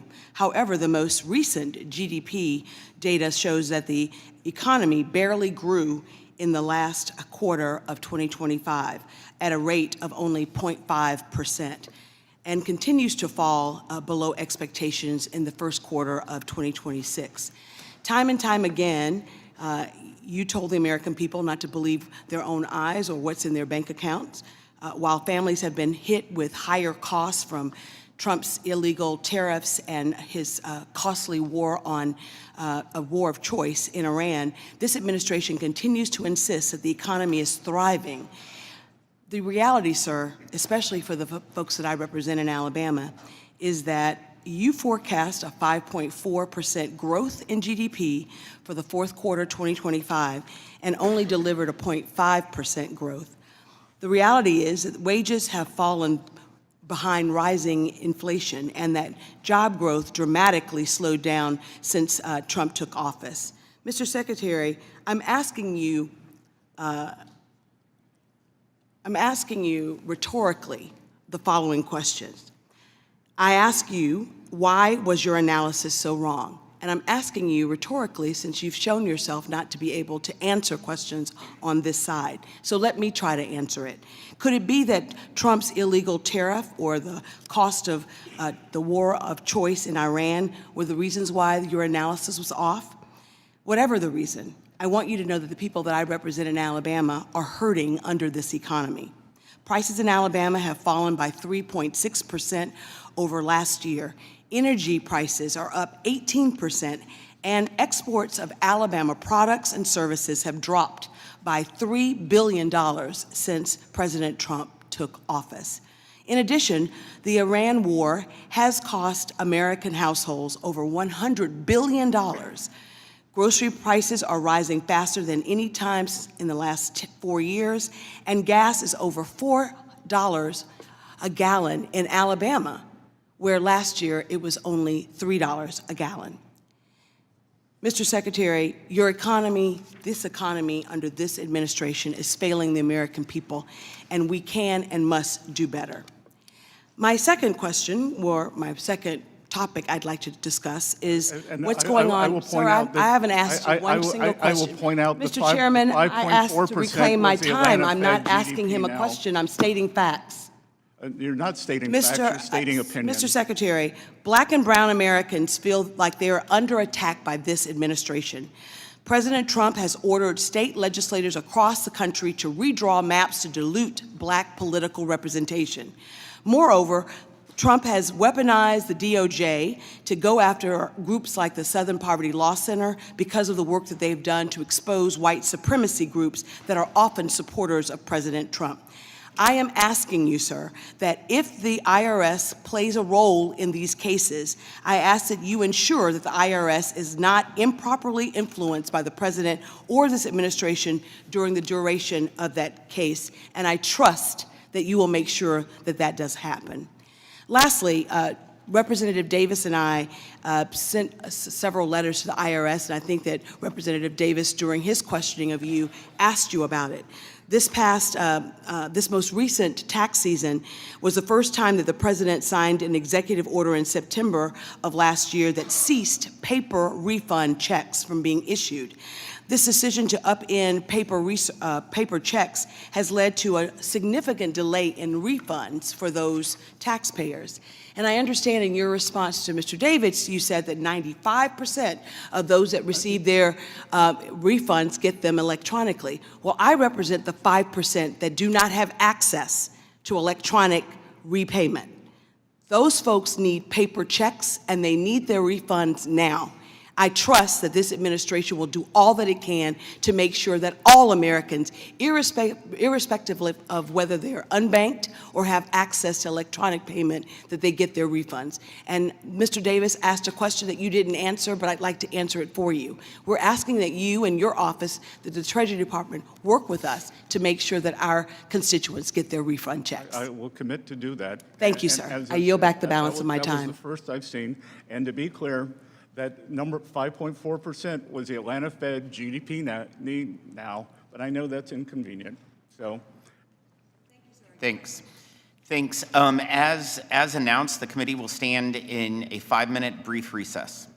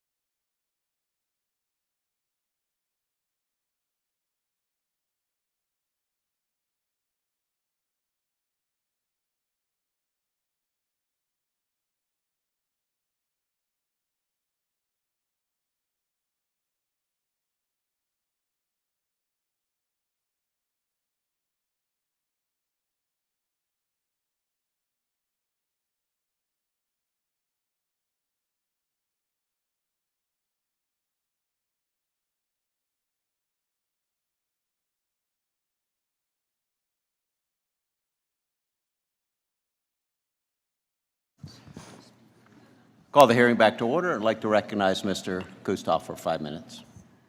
Thank you, Mr. Chairman. Thank you, Mr. Secretary, for appearing today. I do want to thank you for your service and for your leadership in the Working Families Tax Cuts, the One Big Beautiful Bill, which I think is one of the most significant pieces of legislation that we've produced in this institution in a long, long time. If I could, and I know that you've been asked earlier by Congressman Buchanan about Section 199A, but I would like, if I could, to go a little bit further with you on that. Obviously, we made permanent in the One Big Beautiful Bill of the Working Families Tax Cuts Act a provision that gave a 20% deduction for those small businesses. When we looked and were considering the policy, of course, we had given a permanent deduction or rate for those C Corps at 20%, 21% rate, but we were looking at parity as it relates to those small businesses. First, if I can ask you to give, in your opinion, the effect of the permanency for those small businesses and for the pass-throughs. And then secondly, if I could ask your opinion about a bill that I've introduced, the Small Business Tax Cut Act, which would actually increase that deduction from 20% to 23%. Congressman, we are clearly the party of Main Street, and nothing is more Main Street than putting small businesses on par with big business. And what we are seeing is the great certainty. For many people in small businesses, many of them mortgage their homes for these businesses. So it is the certainty that enables them to invest, to hire people, to plan for the future. And I think we are going to see that. The other thing that we are doing at Treasury is trying to unleash our small banks, because small and community banks are the lenders to these companies. So we believe that for many years, regulation was not tailored, and the small banks, it was too big to fail. Small banks became too small to succeed. So I think the combination of the certainty and the Main Street lending, we're really going to see the flourishing. Good. And would there be a benefit to small business to raising that deduction from 20% to 23%? We're happy. Our Office of Tax Policy is happy to engage with you and your staff on that, sir. Thank you very much. Mr. Secretary, as it relates to rates and yields, think about the bond market. And I was looking at some quotes from the Clinton era, specifically James Carville, if I could quote him. This is him talking about the bond market. He said, "I used to think that if there was reincarnation, I wanted to come back as the president or the Pope or a 400 baseball hitter. But now I'd like to come back as the bond market. You can intimidate everybody." And then a second quote from President Clinton to your predecessor, Secretary Rubin. He said, "You mean to tell me that the success of the economic program and my reelection hinges on the Federal Reserve and a bunch of blank bond traders?" Let me ask you, if I can, to give maybe some certainty or some clarity to those bond traders, those in the bond market, and the relative state of our economy. The state of our economy is strong. We are having a short-term level increase in price levels. We will get to the other side of those, and I defy this side of the aisle to tell me what is wrong with our economy. We've had 2.6% GDP growth per quarter since President Trump came in, and that's despite the Democratic shutdown in the fourth quarter and this conflict that we're going through. So I'm very optimistic on the other side, and it is my view, and we are going to push this, the U.S. will be hosting the G20 this year, and we have the leadership, that the biggest threat to financial stability is a lack of growth. And I believe that we can grow well in excess of 3%, given the deregulation and great tax policy. So, and Congressman, back to your initial question, it's all about certainty. So we have permanence. If you want to come, if you're an American or a foreigner, come to the U.S., build your business, you have tax certainty, you have energy certainty, you have regulatory certainty, and that all flows back into the Treasury. And what comes into the Treasury is stability. We had a fiscal contraction for 2025, and everything we are doing now is creating more productive capacity that will be tax revenues down the road. Thank you, Mr. Secretary. I'll yield back. Thank you. Now I'd like to recognize Representative Stube for 5 minutes. Thank you, Mr. Chairman. Mr. Secretary, thank you for being here. Families in Florida are still focused on affordability: groceries, housing, cars, childcare, and day-to-day bills. Treasury's new analysis shows the working families' tax cuts are delivering relief through policies like no tax on tips, no tax on overtime, the enhanced senior deduction, which is huge in my district, and the expanded child tax credit, and no tax on car loan interest for American-made vehicles. Beyond the top-line numbers, what tangible steps is Treasury taking to make sure these policies translate into more take-home pay, lower tax bills, and real breathing room for working families, seniors, and small businesses? Your mic. Representative, what we did was we had about 98% last year of online filers, and we made sure that they got their refunds within 21 days. So the other thing, I've encouraged people, one of the reasons for big refunds is you haven't changed your withholding. So if filers change their withholding, they get an automatic step up in their monthly take-home. And we are constantly refining all of these programs at Treasury, and we're trying to educate people because I've been in restaurants, and when I talked to the server, I said, "How is no tax and tips going for you?" And we didn't know about it. So I think a lot of it is education, and I would expect that the take-up this coming year will be even bigger. So I represent one of the most elderly districts in the nation. I have the most Social Security recipients of any district in the country. So what should seniors on fixed income feel from this law over the next year? The rebate that we did is just, I've had people at events come up to me and say how impactful that's been to their bottom dollar. Well, as you may have heard me say earlier, a few weeks ago, I was at the Villages with the president, and obviously a very warm welcome. The average deduction was $7,500. 68% of the filers make less than $100,000. 94% make less than $200,000. This is very important for people on a fixed budget. Representative Panetta and I introduced the Taxpayer Protection and Proficiency Act to crack down on fraudulent and incompetent tax preparers, including ghost preparers who prepare returns for a fee but refuse to sign the return or include a valid PTIN. For a taxpayer who did everything they thought was right, it can be devastating to later find out that their preparer inflated deductions, claimed credits that they did not qualify for, or disappeared after the filing. From Treasury's perspective, how serious and pervasive is the ghost preparer problem, and what additional tools would help Treasury and the IRS hold bad actors accountable while protecting honest taxpayers? So we are working on that with the constituents, and this is a real problem. That especially as you described for our seniors, more than one third of our seniors have been victim of some kind of a fraud, and what we don't need is some kind of a tax fraud here. So we have pushed out to the preparers to make sure that everyone understands what should be done, and we are happy to work with your office on that, especially for seniors who are subject to fraud. For many working families, a tax refund isn't just a number on a return. It's money for rent, car repairs, groceries, medical bills, or paying down debt. At the same time, Treasury has to prevent improper payments and fraud. How is the Treasury utilizing modernization efforts to get refunds out quickly while balancing the need to protect taxpayers and the Treasury from fraud?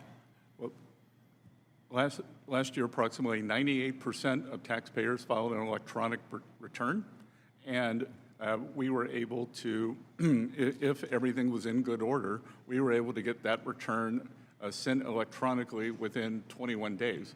The other thing we are doing that is very, very important, we now have the means to say, we don't think your return is correct, and this will likely trigger an audit. Do you want to do you want to have another shot at this? And that is very helpful in terms of, down the road, in terms of the number of audit cases, and for taxpayers who they or their preparer may have made an honest mistake. In the 20 seconds I have left, is there anything that you haven't had an opportunity to address from the lies from the Democrat side that you'd like to address in this time? Again, we've got a temporary inflation spike, groceries, as the Democrats, or many people like to say, it's up 2.5% since the president came to office. We work on this every day. The underlying economy is very strong. The jobs numbers, they are good. Construction jobs are up. And what I want to say, Congressman, is these are private sector jobs. Private sector jobs. We could have started any government program and put 1 million more jobs on the board. That it's private sector jobs that enables Americans to have real wage increases. And every month except for April, Americans saw real wage increases. That's a great point. Thanks for being here, and thanks for all your good Gentleman's work. time has expired. Recognize Ms. Moore for 5 minutes.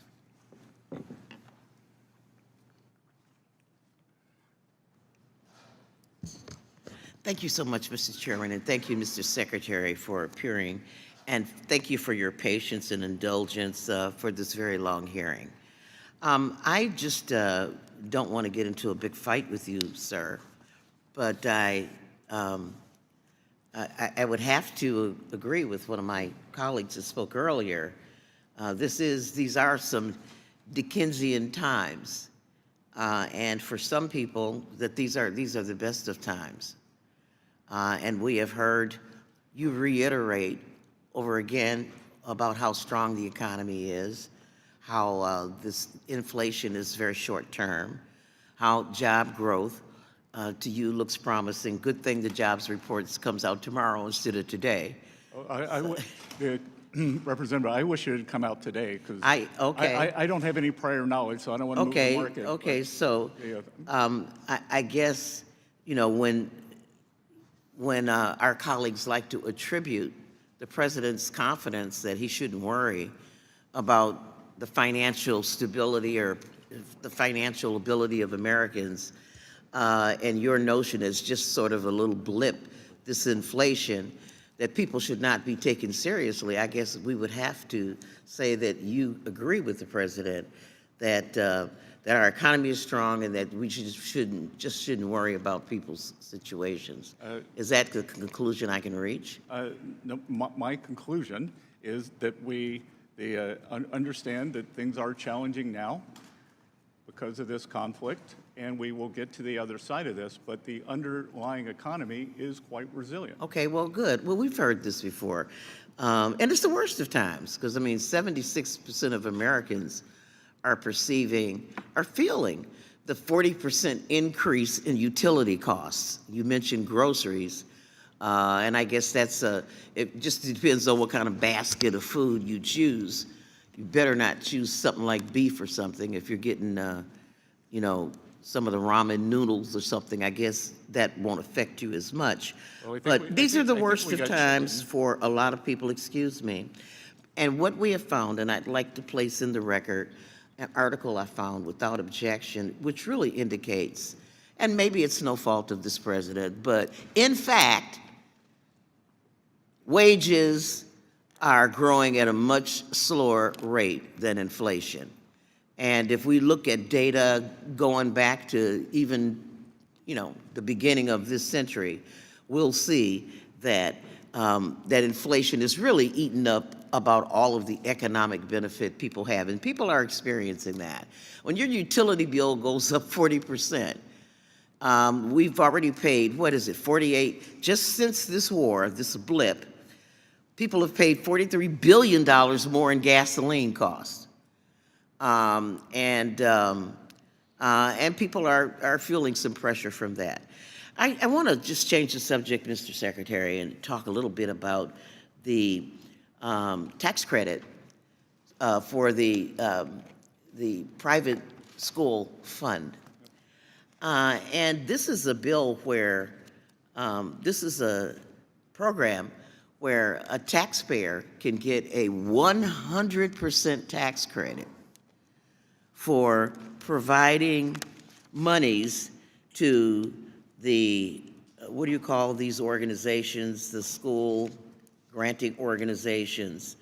Can you, what other tax credit do we have where people don't have any skin in the game? They get a 100% tax credit for their participation. I just want to be reminded of it because I don't know. Again, I don't know why you think there's no skin in the game, because this can go to students in public schools for tutoring. It can go to handicapped students. Well, you know, I guess kids in public school don't pay tuition, and so I don't know how. If you wanted to hire a tutor for your child, that you could do that. But I guess If you I'm had a talking special- about the taxpayer, sir. So I'm talking about me as a taxpayer. If I want to provide money to a school, and say it's a school, and let me get to the point. What if I want to donate my money to a school that doesn't follow any of the civil rights protections? You know, I don't want to admit LGBTQ students. I don't want to admit black students, or what would, and I'm going to get a dollar for dollar tax credit for that. What other tax credit program do we have that's similar to that? Almost nothing. Nothing. And many of these are for religious schools, ma'am. exactly. And so this is sort of an inequity we're building into the system. And my time has expired, but I just want the record to reflect that this is an inequity where we're circumventing the state's rights. Gentlewoman's time expired. Well, will you indulge me? I couldn't disagree more. Yeah.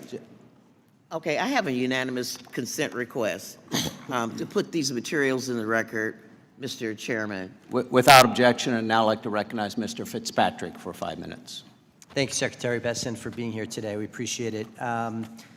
Sir, since the beginning of Russia's war with Ukraine, many of us have worked to make it unmistakably clear that Russia's illegal campaign of aggression will not be normalized nor rewarded. And that is why several of us have continued to advocate for sanctions that will put economic pressure on Russia and ensure that any peace agreement is durable, is real, and is agreed to by the government of Ukraine. Last year, a large bipartisan group introduced something called the Peace Through Strength Against Russia Act, comprehensive legislation that mandates sanctions on Russian officials and entities supporting Russia's defense, energy, and transportation sectors. This bill would close loopholes, fueling Russia's war economy, targeting Russia's energy leverage, and impose sanctions for war crimes, including the kidnapping and wrongful deportation of Ukrainian children. It establishes a 500% tariff on all imports from Russia to the United States, as well as on products from any nation which continues to enable this war through the purchase of Russian origin oil and natural gas.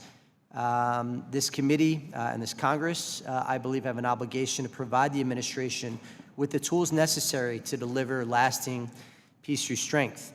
On May 18th, the Treasury announced a further 30-day extension of sanctions waivers permitting the purchase of Russian seaborne oil, citing the need to support energy-vulnerable countries affected by the supply chain disruptions in the Gulf oil markets. And while it was intended to address energy shortages, the waiver has the potential to enable continued Russian oil exports that generate revenue for the Kremlin, revenue that could be used to sustain Russia's ongoing war effort. So, Mr. Secretary, again, thank you for being here today. Just on that point, what safeguards are in place to prevent the Kremlin from using this extension to fund its war against Ukraine? Can you expand on the rationale for this waiver and potential for there to be financial benefit to Russia in this war effort? And then lastly, is the Department of the Treasury prepared to implement meaningful sanctions against Russia, such as those described in the legislation I just referenced?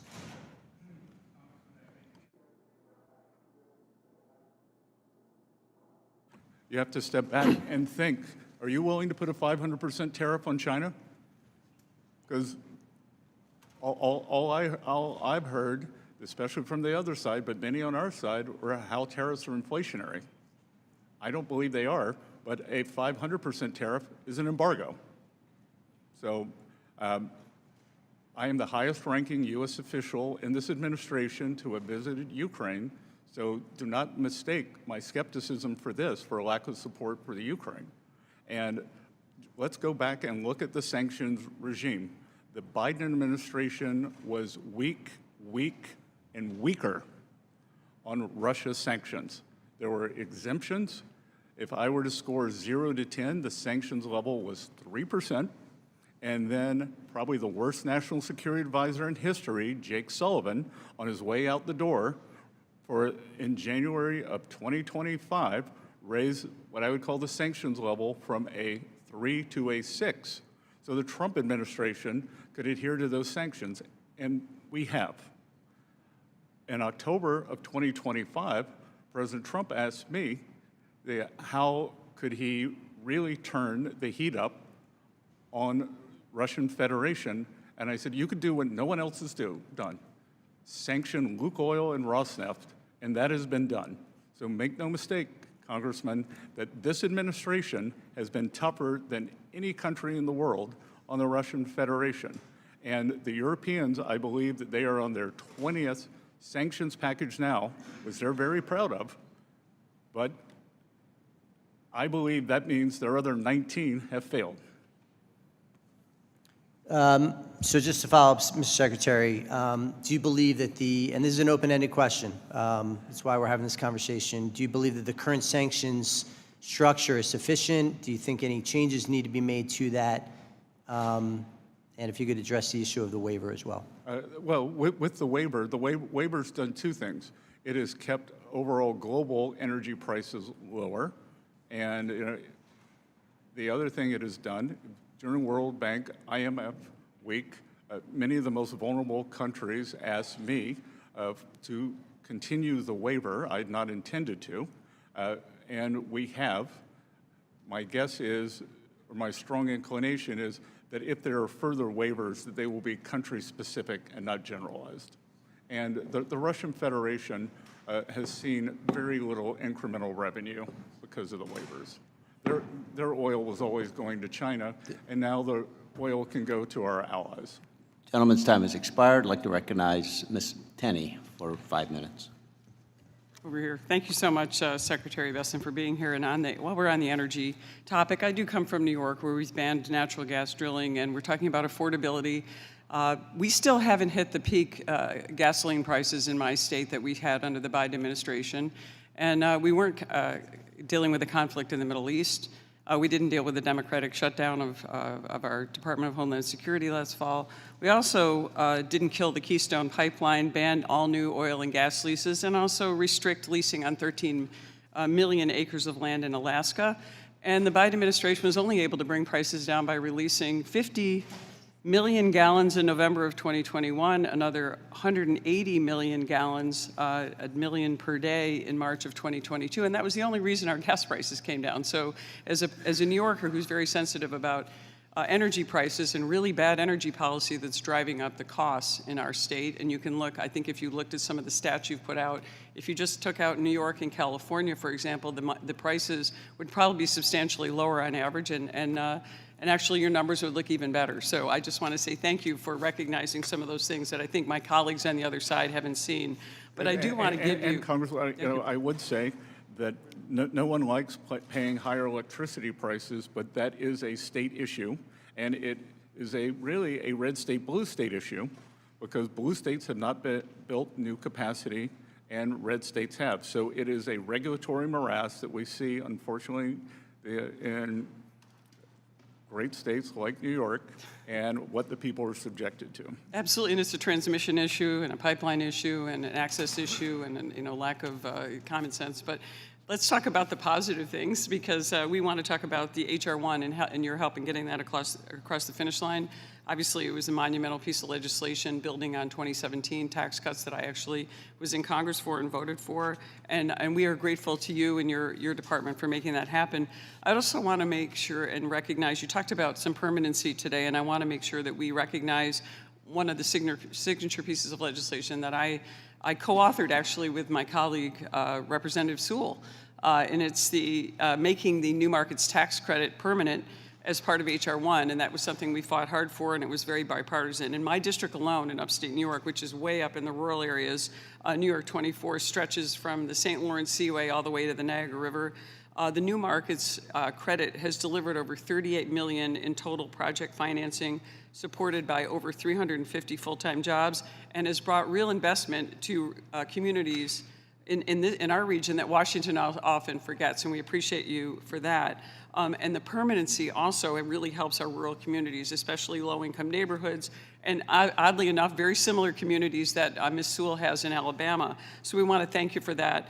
And also want to just thank President Trump. The infrastructure's been significant. You talked about permanency and why that's going to be good for our communities. I do want to ask you a little bit, if we could just get into, when it comes to the implementation of New Markets, the Community Development Finance program and that fund. Can you just give us an update on that and where we are going to be with that in the future?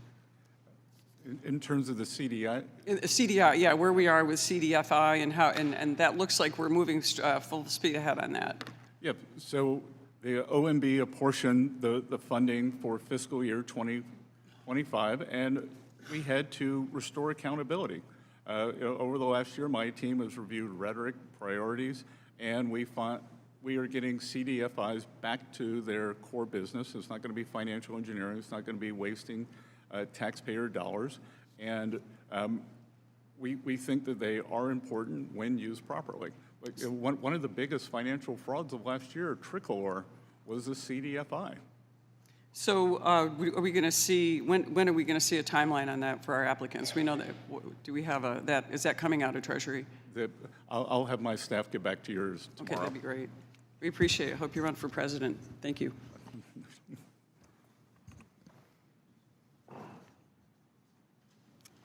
Thank you. Now recognize Mr. Boyle for 5 minutes. Thank you. Mr. Secretary, a few days ago, the White House Director of National Economic Council, Kevin Hassett, said, and I quote, "People are spending more on gas, but they're also spending more on everything else, not just groceries, but restaurants and so on." I think that's a sign you see when people are optimistic about the future. I was wondering if you agree with your White House colleague that people spending more on everything else is just a sign of great optimism. I think high discretionary spending is likely what Director Hassett meant. And you consider spending on groceries discretionary? Again. Or gas discretionary? I didn't say gas. Did he say gas? Yes, that's correct. Right. I'll read the quote again. "People are spending more on gas, but they're also spending more on everything else, not just groceries, restaurants, and so on." That's optimism. So the everything else would be discretionary spending, Congressman. Well, it would be. Well, I'll tell you what. To reclaim my time. I can settle how the American people are feeling about this economy because I have the data on it right here from Fox News just the other week. On the president and this administration's handling of the economy, 71% of the American people disapprove, including 40% of Republicans. On the president's handling of inflation, 72% disapprove. They disapprove, in fact, by a 3-to-1 margin over approval. So, do you agree with the American people, or are they just wrong? Look, the American people were torched under the Biden administration. Oh my God! I wish I had $1 for every time you or someone on the Republican side brought up Biden's name. If I did, I might have as much money as you have, Mr. Secretary. You would have lost 22% of your purchasing power because that's what happened. So the American people are wrong. The fact that by a 3-to-1 margin, they disapprove of this president and your performance on the economy. They're wrong. The Democratic House has 17% approval rating. No, I understand why you don't want to answer the question. So let me, I forgot to mention, reclaim my time, I forgot to mention, consumer sentiment is at an all-time low. So the numbers on the approval rating of this president on the economy are the lowest since the Great Recession. But in terms of consumer sentiment, which actually does measure whether or not people are optimistic about their future, the lowest in the history of a poll that dates back to 1952. Well, let's look at the underlying data. 2/3 of those are Democrats. The Democrats. Now, two-thirds of those polls, so Fox News, The Economist, all the polls are wrong. You're citing the University of Michigan, and there have been other surveys as well, but the Michigan Democrats survey. who listen to this kind of twaddle, they vote in the single digits, teens, whatever. Republicans, they vote much higher, and that's how you get. I don't even know what you're Thomas saying, Mr. number. Secretary. No, I don't think you know what you're saying. I know what I'm saying. I'm citing the facts. Those are the facts that you have a problem with, Mr. Secretary. Well, let me just turn, since I only have 2 minutes left, let me just turn to this. I think it's unquestioned fact that in the 2024 election, President Trump, in my home state, the Commonwealth of Pennsylvania, and throughout the country, especially those 7 big battleground states, he promised the American people, and I quote, "I will lower costs on day one." Well, Mr. Secretary, as it turns out, today is exactly day 500 of this administration, and costs aren't any lower. They are higher than ever before. Inflation is rising. Gas prices are surging. Consumer confidence, again, has collapsed. And healthcare costs are going up thanks to the bill that you helped pass over a year ago. Why won't you just admit that this has been a failed presidency? Because the first step to turning this around would be admitting the problem. The 2.6% GDP growth, exceptional job growth in the private. That's the average since President Trump came into office. Real wage increases every month except for April. So if once again, inflation is eating away at the pocketbooks of the American people. I can tell you this: in the 30 seconds, reclaiming my time, in the 30 seconds I have left, when I was back home in Northeast Philly a couple days ago, and at a gas station, people were paying over $4.50 a gallon. They were feeling a lot of things, a lot of emotions. I guarantee you, optimism wasn't one of them. With that, I yield back. Thank you very much. Thank you. Thank you, and I'll recognize Mr. Murphy for 5 minutes. You know, memory is a wonderful thing to study. How we I think George Orwell called it memory holing. Yeah. So it's really it's hilarious. I think actually sad and pathetic on another hand that people don't remember.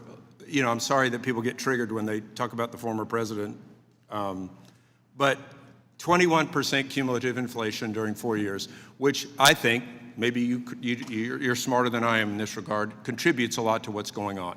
Now, that said, I think it's actually pathetic that the other side of this dais places more concern about talking about gas prices. They didn't talk about gas prices during the last administration when they were higher actually than they were now, but they placed more concern about that than the fact that their children and grandchildren might get irradiated by a nuclear weapon one day. And we're actually finally doing something about that. I couldn't agree more, Congress. As someone with children who hopes to have grandchildren one day, President Trump is future-proofing this Iranian regime against having a nuclear weapon. And the short-term challenges that we are seeing now, it would be nothing compared to that. Yeah, and you know, I totally commiserate with those, especially lower income individuals where it's harder right now. Absolutely, understand. But if we look back on one of the great historical lessons of Britain during the Battle of Britain and the things that they took on to save the fact that they didn't want to be destroyed by Nazi Germany, the same thing that we don't want to be destroyed by a radical Islamic regime, which is in their constitution to do so, then hardships sometimes are challenging.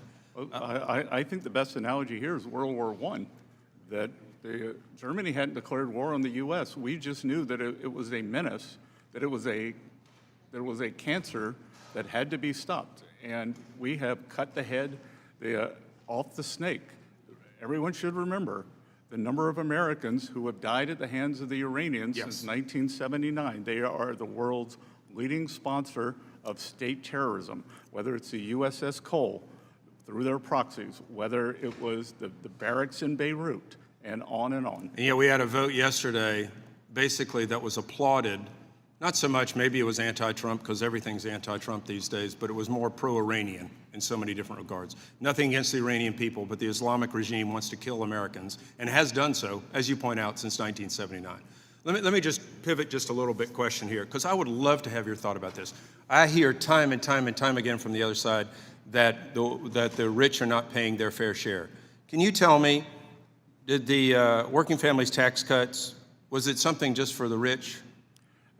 Those are under TCJA, that the highest income brackets paid 10% higher. And I can see that especially for the president's signature policy, 99% of the filers on no tax and tips make less than 200%, make less than $200,000. No tax and overtime, 96% of the filers. 75% make less than 100. So I've asked them. We heard that the rich don't get tips. The rich, don't need the senior deduction. Yeah, so I've just asked them repeatedly, tell me what that percentage is. What is the fair share? The fact that the top 1% donate 1/3 of all the donations in this country. Yeah, maybe they should do more. I don't have no issue with that, but that's a voluntary thing. And you've read the book Atlas Shrugged, right? Yes, sir. Don't you think we're seeing a lot of lessons from that today? I think we're seeing more lessons from 1984. Well, yes, indeed, indeed. Let me pivot just a little bit to a challenging topic, and that's our debt. And the fact that I think we've had pro-growth policies put forth in our tax bill, which may not be readily apparent right now, right?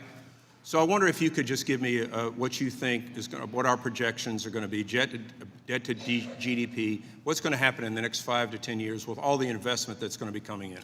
Well, as I said earlier, Congressman, that we are creating highly productive assets that will be generating the high returns that will then go into the tax base. Yeah. This manufacturing renaissance that we're seeing creates jobs in two ways. The companies will be paying more taxes. They availed themselves, as we wanted them to, of the 100% full expensing on equipment, for equipment, for factories, for farm structures, and that will go into the tax base. I call it the slingshot effect. Right. You pull it back, and then it starts paying off. Yeah, it's like a slinky. If God forbid there was a Democrat that got into the next White House, they're going to come in and claim all the wonderful benefits that we're going to see at that point in time. Just kind of like the Biden administration talked about all the job creation after they destroyed all the jobs and then just restored them. So thank you for the work that you do. You are doing the good Lord's work in a very, very challenging environment. You're deeply appreciated. Thank you. I'll yield back. Thank you, sir. Thank you, Ms. Fischbach. Thank you, Mr. Chair. And Secretary, I want to say thank you for being here because it's always good to see you, and I genuinely appreciate the information that you have and when we have the opportunity to have the discussion and be able to ask questions. But I really am sorry that the other side chooses not to acknowledge any of the good that's come out of this bill, and that's simply because this committee, the Republicans, Chairman Smith and President Trump are the ones that did it. So they refuse to see any of the good, and I'm sorry about that because I think that they're missing a lot. Look, I'd be worried because all these tax returns that we got that had one of the president's signature policies, they all voted against them. They all voted for the biggest tax hike. They all voted against increasing the child tax credit. They voted to cut it in half. And I feel like they did it simply because President Trump supported it. Simply and because. So, yep, absolutely. And I do feel sorry, and I am sorry about the fact that they believe that being rude is the way to have any kind of discussion, and that the only thing that they're seeking is social media clicks. And so I apologize for that because I not only your position, but also the information you're able to provide. And I think it's important that we have civil discussions as opposed to this kind of yelling at people and not letting them speak. So I apologize for that. But I just wanted to ask a little bit. My district is very rural, very family-oriented. And so I wanted you to maybe talk a little bit about particularly those families that benefit from what we've done in the bill, the pro-family provisions, and maybe a little bit about that so that people can understand better what we really did for those families. Well, first of all, permanence is very important. We increased the child tax credit from $2,000 to $2,200. That is permanent, and we've done, and that per child, 40 million families have claimed this benefit. And with everything here, as someone studied the history of economics, we would have had a cataclysmic event if we'd had a $5 trillion tax hike. Absolutely, absolutely, and I think it's incredibly important, like I said, to not only to all of the families, and I, like I said, represent a rural area with lots of families, and so I think it's incredibly important that we do provide those kinds of tax breaks for those folks. And what would have happened had we not been able to do that is incredible. And I think we have a barbell here. The representative that we have on one side, it's the expensing of business equipment, can be farm equipment. We have ag structures. And then on the other side, the president's 4 signature policies. And you anticipated, I think, some of where I was going to go with the ag, but I also did want to, with a little bit of time I've got left, is talk a little bit about the small businesses, because our communities depend so much on those small business. And I think that 199A has been discussed earlier, but I think that if you have anything else to say on how just critical these tax cuts are to those small businesses, because I will tell you, those small businesses are absolutely the backbone of my district. And so if there's anything else you want to add on that. Well, Representative of the Wall Street Journal accused me of being a populist, the firebrand, because I said it's time for Main Street to do well, which I pointed out to them. That's why it's called the Wall Street Journal, not the Main Street Journal. And this is a Main Street administration. I came from a small town, and Wall Street always does well, and everything with 199, they make sure that Main Street small businesses, as I said earlier, many people put their life savings into these businesses, and they are the backbone of many of our communities. We've tried to make sure that they have proper lending, but importantly, when you're going to take on that kind of financial risk for yourself, your family, you want to have certainty. And I think we've given them great certainty, and I think permanence. I think permanence in these tax cuts. We will never have to call them tax cuts again because they are permanent. Well, and with my remaining couple of seconds, I know that you were invited to Pennsylvania, but I'd like to invite you to Minnesota anytime, and so that you would get outside of the metro area and into the rural areas where these permanent tax cuts have really had an effect. So I thank you for being here, and Mr. Chair, I yield back. Thank you. Mr. Secretary, there's no need to read that paper anyhow. I would just point that out. Mr. Byer. Thank you, Mr. Chairman and Ranking Member. Mr. Secretary, thank you for being here. And I have no intention of trying to find something for social media. I share your concern. I'd love to see faster economic growth in America. 3% would be amazing. It would help us begin to unwind the huge deficit that we have right now. What I am much more concerned about is not all the individual statistics. You know, my college statistics textbook was lies, damn lies, and statistics. We can all pick out the ones that we like and the ones we don't like. I'm much more concerned about it on a more macro level, that on at least 5 things, like you, I've studied economic history a great deal, that the administration is moving in ways that seem contrary to everything that I've learned about economic growth. Number one, of course, is the tariffs. Tariffs have rarely been good, and we've seen study after study that's shown that 96% of the tariff revenue so far has been paid for by American consumers and American businesses. It also has not led to a reshoring of manufacturing. Second is workforce. We know the 2 drivers of economic growth are workforce participation and product and technology productivity improvements. With the immigration enforcement, no one here objects to deporting criminals, but we've imprisoned or deported hundreds of thousands of hardworking people paying American taxes with American families that have now, according to the businesses I talk to, the builders can't build, the farmers can't farm, our fast food places are all done. All those workers that necessary are gone. Number 3, the war of choice. You know, it hasn't accomplished regime change. It didn't bring democracy to Iran. They still have the missile capabilities, which we are seeing every day, and they still have the nuclear stuff. And I see a Trump administration scrambling to recreate the Joint Comprehensive Plan of Action that he walked away from, that actually had nuclear weapons 20 years away in Iran. And we'll be lucky if we can get back to that again. And then there's the disinvestment in research. You know, 20% cuts to almost all university research. National Science Foundation down 55%. The science departments at NOAA and EPA eliminated. cuts to NIH and CDC. And what we're seeing is the young scientists in America fleeing to Germany and to France and to England, places that they want them. This is back to where does our growth come from? And then I think maybe the most damning thing, half of the growth last year, which by the way, according to the Federal Reserve is 2.1%, not 2.6. It was 1.6% according to the Federal Reserve in the first quarter of this year.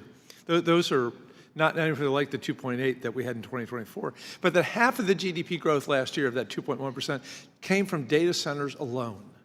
Okay, there are 831 data centers right now under construction.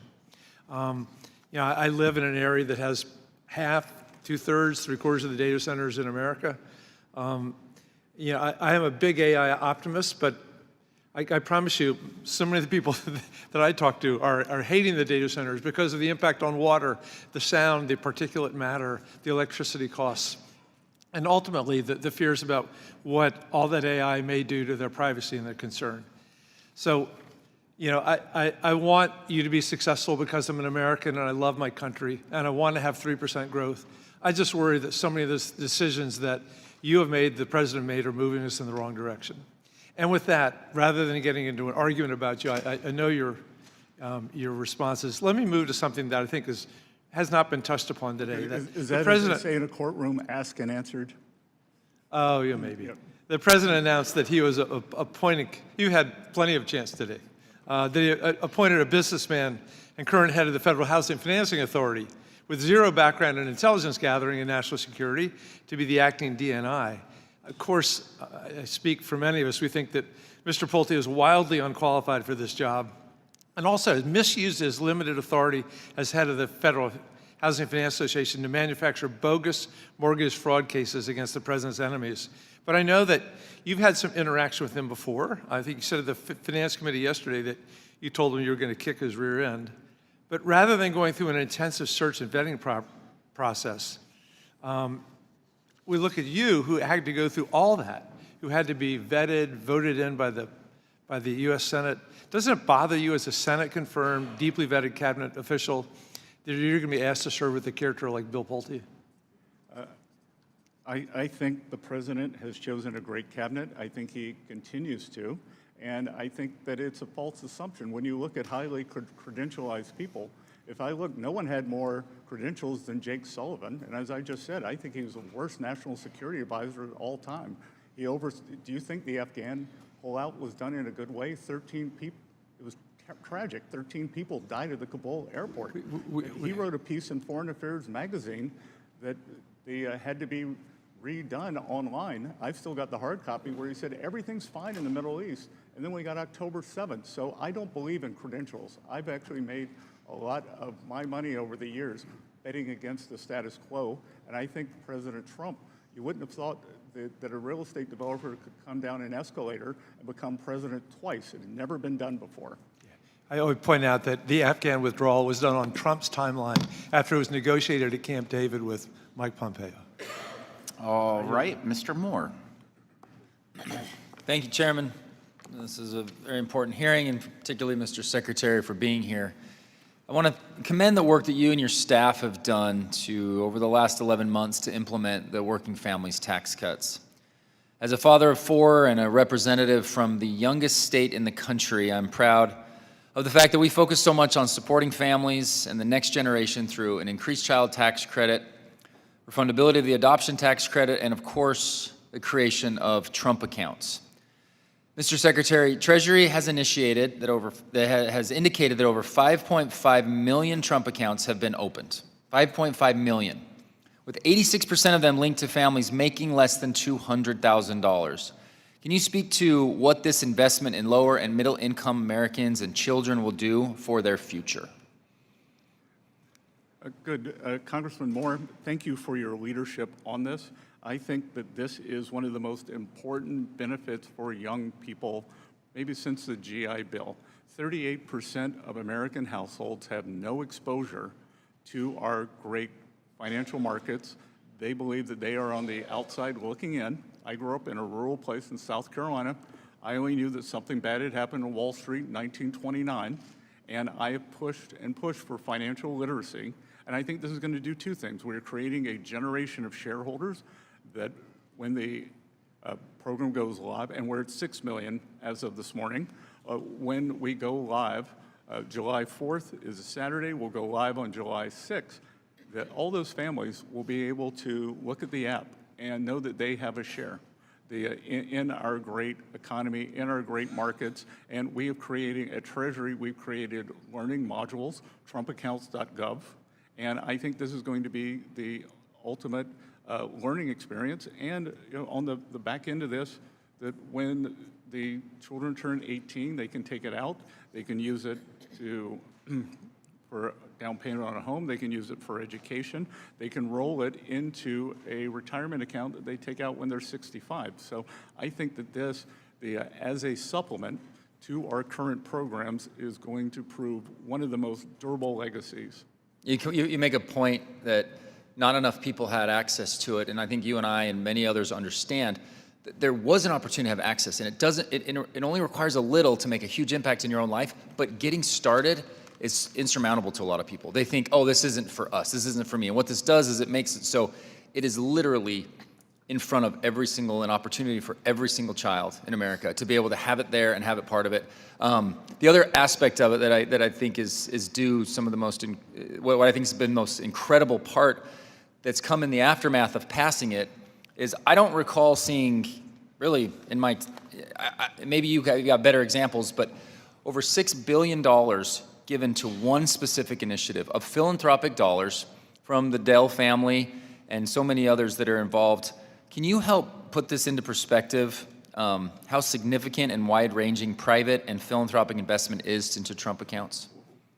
So a lot of excellent points there, Congressman. First, there's this idea of food deserts, that people weren't able to get, or still aren't, maybe able to get nutritious food because they're in a food desert. There have been financial service deserts, that people, they don't have the minimums to open some kind of a non-bank account where they can get access. So I think that this is curing that. This is a free, low-cost, no-cost entry. If your child's born during President Trump's term, you get $1,000. But as you highlight, I think that this is a change in philanthropy. Foundations, great philanthropists like Michael and Susan Dell can donate directly to the children of America. No big foundation buildings, no annual gala, no speakers, straight to the children of America. And what Susan and Michael have done, that they are giving to they have excluded the top 20% of zip codes in America. They're going to give to every eligible child in those zip codes.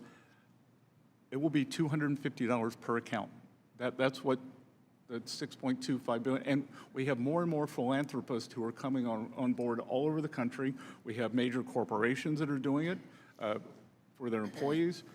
People can adopt school districts, they can adopt zip codes, they could adopt states. I think we're going to see foundations, and many state governments are getting on board. So we have created the delivery device and the holding tank for this, and I think it's going to explode. It's galvanized so much more than I think people even expected it. The group that's been involved with this, Invest America, from the start, getting it to where we are. It's been an absolute honor to be able to work with your team on this and look forward to some of the best opportunities. Like I said, I have 4 young boys under 13 years old. I was at their age when I learned the concept of a checkbook. They're going to be able to learn the concept of compound interest and how just a little bit now is going to affect them later. And I yield back. Thank you. Ms. Beth Van Dyne. Thank you very much, Mr. Chairman. Thank you, Secretary, for joining us today. I think it's safe to say that you have probably worked as hard as anyone over the last 18 months, and no one has done more for the American people than this administration and this Treasury Department. Mr. Secretary, when President Trump took office, what were the biggest economic challenges facing the administration? Well, we inherited a mess. We had the worst inflation in 49 years, and I think in many ways the worst for working people in our nation's history, because someone was asking me about the inflation indices earlier, that's the average for working families, that it is thought that many of their goods and services inflated as much as 35%, with an 18% wage gain. So the loss in purchasing power was tremendous. We were running the biggest deficit to GDP that we'd ever run, 6.7, 6.9%, when we were not at war, not in a recession, and we had to get that under control. And then everything that was happening to our American workers, from the border being open, and whether it was safety or jobs being taken. So since January of last year, what would you say that the largest economic indicators have been showing the greatest improvement? I would say that every month except this past April, we've seen real wage increases. We've seen, on average, 2.6% GDP growth for the past 4 quarters. And the underlying resilience of the economy, we pulled down the fiscal deficit to GDP. We got it down to about 5.5%, so we had a fiscal contraction and still grew. And Representative, everything that all the jobs we're creating, they're in the private sector and they're for Americans. I appreciate you saying that, because the previous administration often pointed to job growth as evidence of economic success, but much of that growth, as you just mentioned, came from the government hiring. So can you explain the difference between in an economy that is driven by government job creation versus that in the private sector? Well, we see the productivity go up, but more importantly, for the people who are getting those jobs, that very, very difficult to create real wage increases. Traditionally, government jobs are indexed to the CPI, so you're just keeping up. With private sector, people can move up. And we are creating, with the Tax Cuts and Jobs Act, we're having a building boom in manufacturing structures. And that if someone's economically illiterate said to me, well, where are all these manufacturing jobs? Well, manufacturing jobs take time. I was up in my hometown of Charleston, South Carolina. Boeing is expanding their facility there by 50%. It's the Dreamliner production facility. So first you get construction jobs, then you get 1,000 high-paying jobs in the Boeing factory, and we're seeing that again and again. Well, I think the goal of public policy shouldn't be to make government dependency more comfortable, right? But it should be to make economic independence more attainable. And so would you agree that the most effective way to improve a family's financial situation is not through government assistance, but through higher wages and better job opportunities? 100%. And the opportunity to start your own business. And that's what we're seeing too. That in terms of Main Street coming back, one of the things, I spent my career in the financial sector, and 45% of our small and community banks disappeared since the great financial crisis. Senator Warren likes to say, ooh, we might have a bank failure. She killed 45% of the small banks. Yeah. I think the Trump administration is rightly focused on creating the conditions for private sector growth and for private sector hiring, because every new private sector job represents an American who is less dependent on government and more empowered into their own future. And I think as Congress considers policies that encourage work and reduce dependency, I do believe that we have a responsibility to connect people with opportunity. So I'm going to ask you, what are you doing on August 6th? I'm not even sure what I'm doing. Let me tell you, for the 5th consecutive year, I am hosting what has become the nation's largest job fair. Last year, we had over 500 businesses that represented over 33,000 jobs, and we had about 35,000 people came last year to Globe Life Field, and we're going to do it again this year, August 6th. And we would love to have you there. I am formally inviting you right now to attend. Because if you want to know about economic policy, don't ask anybody in Washington. Ask the single mom who now has a job that pays the bills. Ask a vet who now finds a new career.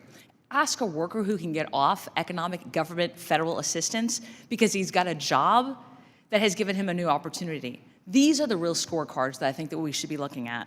Well, I was just in Texas a few weeks ago. I'm going to be there next week, and that is the land of opportunity. I appreciate you saying that. I think the clearest measure of a successful domestic policy is whether Americans believe opportunity exists. And I think on August 6th, over 35,000 people are going to walk into Globe Life Field looking for not for government assistance, but looking for jobs. And over 500 businesses will be there because they need workers. And to me, that's the strongest real-world indicator that President Trump's economic agenda is working. And with that, I yield back. Thank you. Thank you, Mr. Evans. Thank you, Mr. Chairman. Thank you for being here, Mr. Secretary. The Trump-Biden administration administration is failing at home and abroad. It is not smart investment for the future, and certainly isn't delivering on the affordability agenda American people deserve. The president's policy has left Americans paying more in food and gas and health care and electricity.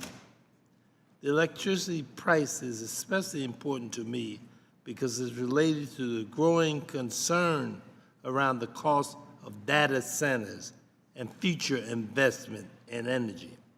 Meanwhile, the Trump administration has said he does not care about the financial situation of Americans. He has called the gas price peanuts. While the GOP focuses on policies that make money for Trump and his allies, working families are paying the price. So I say to you, Mr. Secretary, obviously, there's concerns that we all have about what is occurring.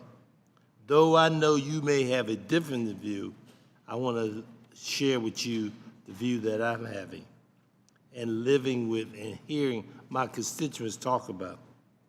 So as a result, I yield back the balance of my time and thank the chairman and the ranking member for this opportunity of this hearing.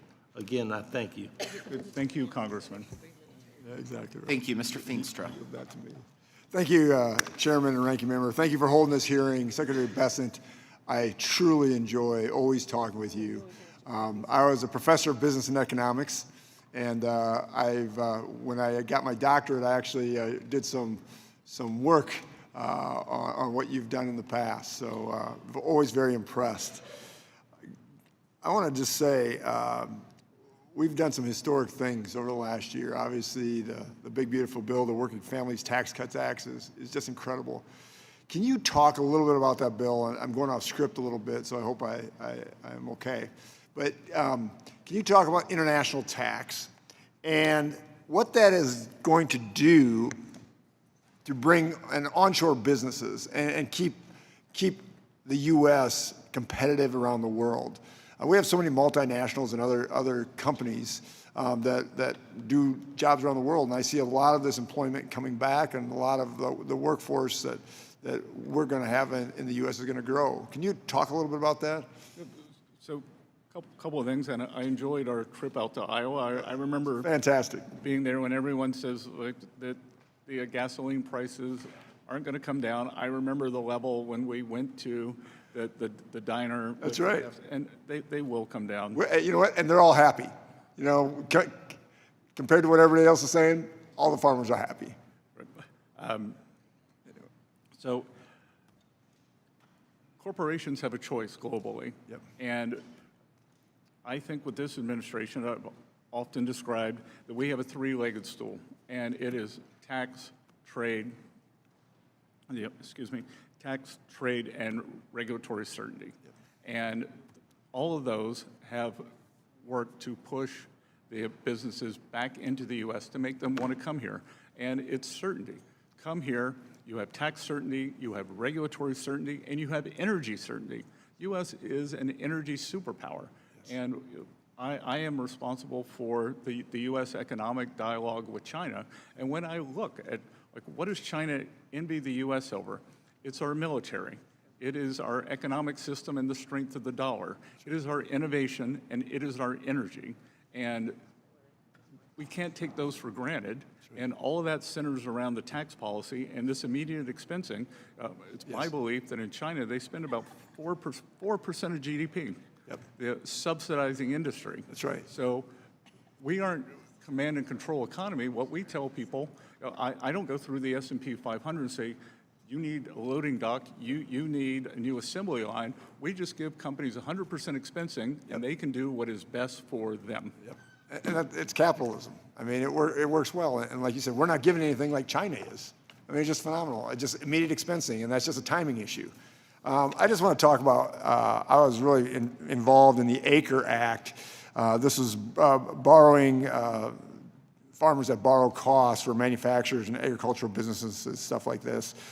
Could you highlight how this will help strengthen America's agricultural economy? If you know a little bit about it or not, what it is, it's the tax on the loans.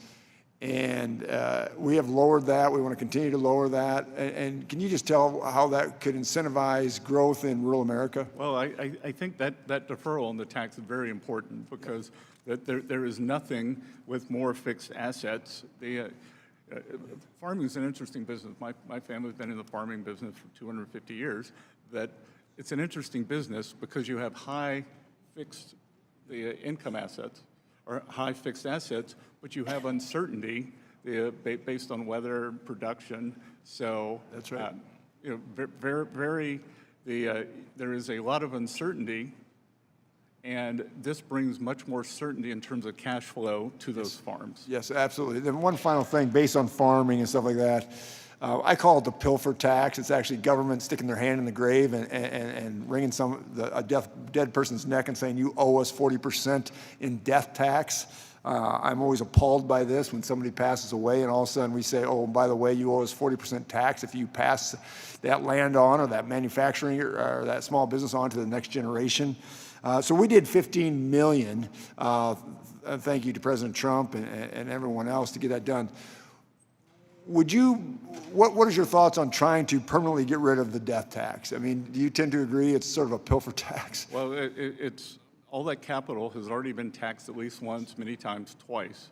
And to go back to farmland, I've studied tax policy around the world. In many countries, including the UK, farmland is not subject to death duties. That's right. That's right. Thank you so much. Always good to see you. Thank you. I yield back. Mr. Chair. Thank you. The chair recognizes the gentleman from New York, Ms. Malliotakis. Thank you very much. Secretary Bessent, thank you very much. Welcome to our committee. It is great to have you here. First, I want to say thank you for your words in support of suspending the federal gas tax. I have legislation that would do that. It would suspend it for 90 days, give the president additional authority for 125 days. I'm introducing that with my colleague, Max Miller, on this committee as well, and we hope that we can get that through.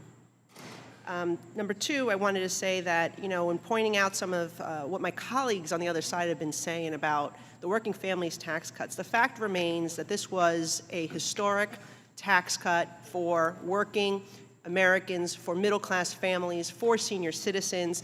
They are the ones who voted to cut the standard deduction in half, to cut the child tax credit in half, to increase tax rates for Americans across the board.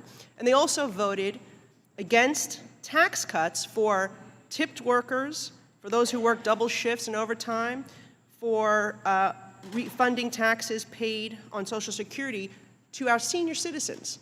And so first, the SALT deduction and the senior citizens, I believe, in addition to the child tax credit, which we've seen tens of millions of families take advantage of across the country, I think the SALT and the senior deduction were most beneficial. I was very proud to have authored the bonus senior deduction, and I think essentially it has given back the seniors that qualify the taxes that they paid on Social Security.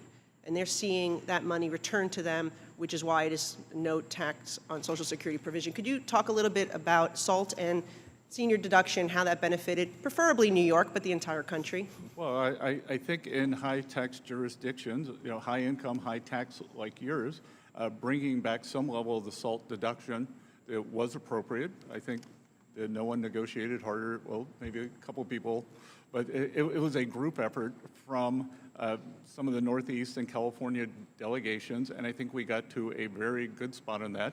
SALT, that if this tax bill had expired, the SALT deduction would have come back, but so would the AMT, which would have devastated the middle class, everyone in those states. So, and look, as I travel around, that whether it is the Social Security deduction, when I look at these numbers, 99% of the filers claiming no tax and tips, incomes under $200,000, 90% under 100. For the senior deductions, 94% under 200.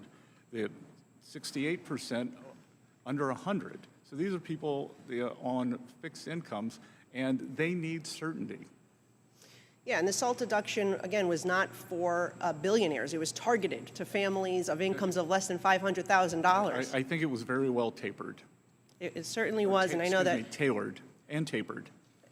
And I can tell you that in my district, we have many people who have saved thousands of dollars because of that SALT deduction, and seniors who have saved thousands of dollars because of the other deduction as well. And I just want to turn to some of these organizations that we've been talking about. Our committee has investigated these organizations that we're seeing a lot of foreign influence. We continue to see examples of foreign actors exploiting nonprofit organizations to interfere in our political process, to fuel anti-Semitism, in some cases even support or promote terrorism. We have also seen an increase in these organizations coordinating with and receiving support from individuals connected to the Chinese Communist Party. One of these organizations is Code Pink, which Department of Treasury, your department, as well as Justice, have launched an investigation into. I mean, the Code Pink founders and groups there, they've been meeting with Cuba's communist regime, the Iranian regime. In the past, they've met with leadership of Hamas. I would like to have an update on your investigation, and do you see the potential for some of these organizations to have their 501c3 status stripped? So I'm going to have to say it to this side of the room now. I can't comment on ongoing investigations, but they are fulsome. Okay. Well, we appreciate your efforts, and I yield back my time. And thank you for coming here, and thank you for putting up with some of the nonsense that we're hearing. Thank you. The chair now recognizes the gentleman from Carmel Valley, Mr. Panetta. Thank you, Mr. Chair. I appreciate that. Secretary Bessent, thanks for being here. And I guess you go by Dr. Bessent based on that South Carolina degree that was conferred on you? Only for the working press. Understood. Look, as you heard, I hail from Carmel Valley, the place I grew up. Place my Italian immigrant grandfather settled, thank God.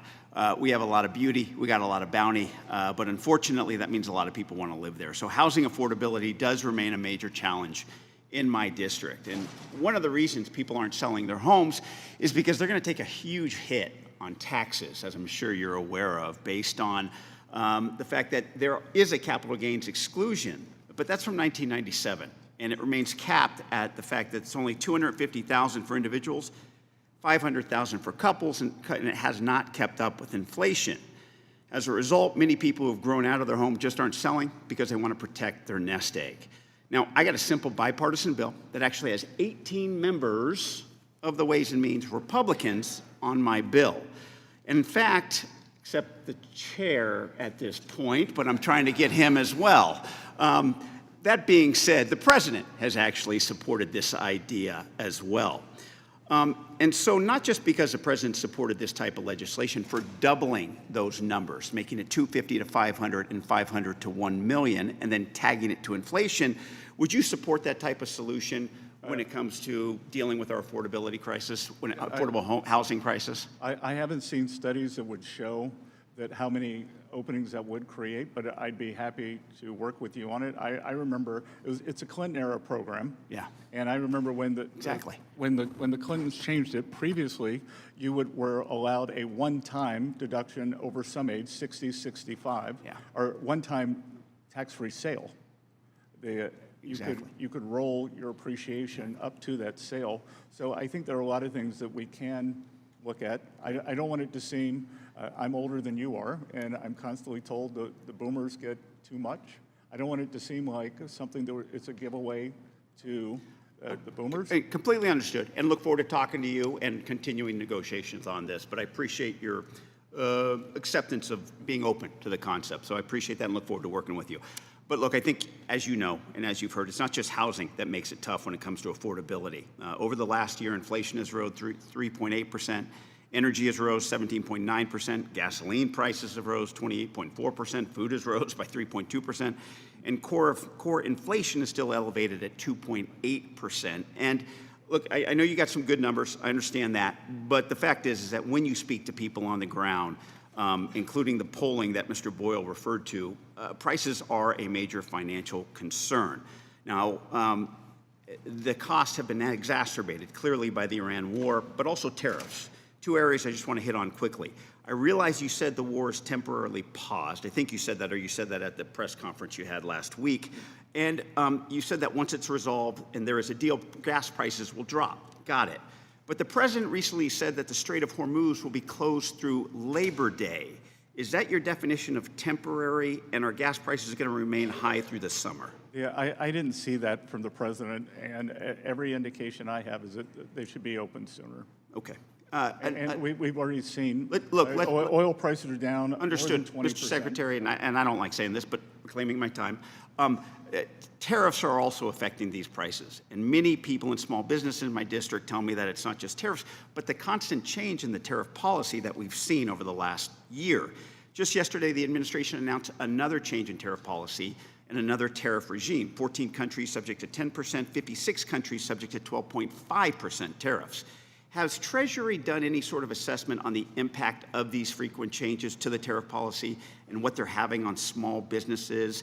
And is there an exclusion process planned to help these small businesses because of these types of changes in tariff policy? Well, I would have to dispute that the cost increases were due to tariff policy, because last year the inflation was in services and we don't tariff services. Got it. But have you done any sort of assessment as to whether or not you can help small businesses get through these types of tariffs? Well, I think we've already done a lot with small businesses in the working families tax cut. So, okay. All right. So you have it. That's fine. What I'm going to reclaim my time just because you're not getting to the point. In terms of the refunds, I'm reclaiming my time, Mr. Secretary. Thank you. Issue. But please know I think that should be done in regards to our small businesses. Now, also in regards to Mr. Pulte, I was an intelligence officer. I served in Afghanistan, and I served proudly. And I dealt with the intelligence community. I know what you say about not having experience in the job, but please know that that's offensive to people in the intelligence community, and worse, it's dangerous to our national security to have someone like that at that position. Thank you, Mr. Secretary, for being here. I yield back. Thank you, Congressman. Thank you. The gentleman from Buckeye State, Mr. Carey. I want to thank the chair. I want to thank the ranking member, but also, Mr. Secretary, it's great to see you again. Thank you for being with us. And again, I want to touch upon a lot of the facets with the working families tax cuts. And how it has affected the average American. But first, I do want to say, quite frankly, I just want to kind of highlight some of the successes within this monumental piece of legislation. You know, this landmark legislation was drafted with every American in mind. It didn't matter their race, their gender, their income level, their marital status. This affected all Americans. The overall share of taxes paid by the top 1%. At the end of the day, this is a fact. This isn't disputed. It went up. Well, a family with 2 children saw their tax returns increase by an average of 11%. That's a fact. For our small businesses, think about our small business, the backbone of the American economy. We permanently extended. Mr. Secretary, that's big. That's big. For our seniors, and coming off of the Social Security fairness that we did in the pre-administration, but for our firefighters and our postal workers and our police officers, but just what we did within the Social Security space, a $6,000 tax deduction, which is greater than the Social Security taxes the average senior household currently pays. For our manufacturers who built this country, we implemented 100% immediate expensing for equipment and machinery. That's what we did. Now, there's been a lot of talk about energy. There's been a lot of talk about fuel prices for our country. And I want to just highlight a couple numbers because we've heard a lot of numbers, and energy happens to be something I do know a little bit about. But today, the average gallon of gas is $4.24 per gallon. Into the previous administration, same time, average price was $5.16, without the sword of Damocles of a nuclear warhead in Iran. You have to understand history to understand how terrible that regime and the threat that would have been for all Americans. But let's talk about the pro-family policies that this monumental piece of legislation did. It permanently extended $2,200 tax credit and tied it to inflation. That's every working family that has kids, folks. Every working family. Extended the adoption tax credit. Expanded education savings accounts to include additional K through 12 additional expenses. Expanded the health savings accounts. Great things. Improved employer-provided child care tax credits.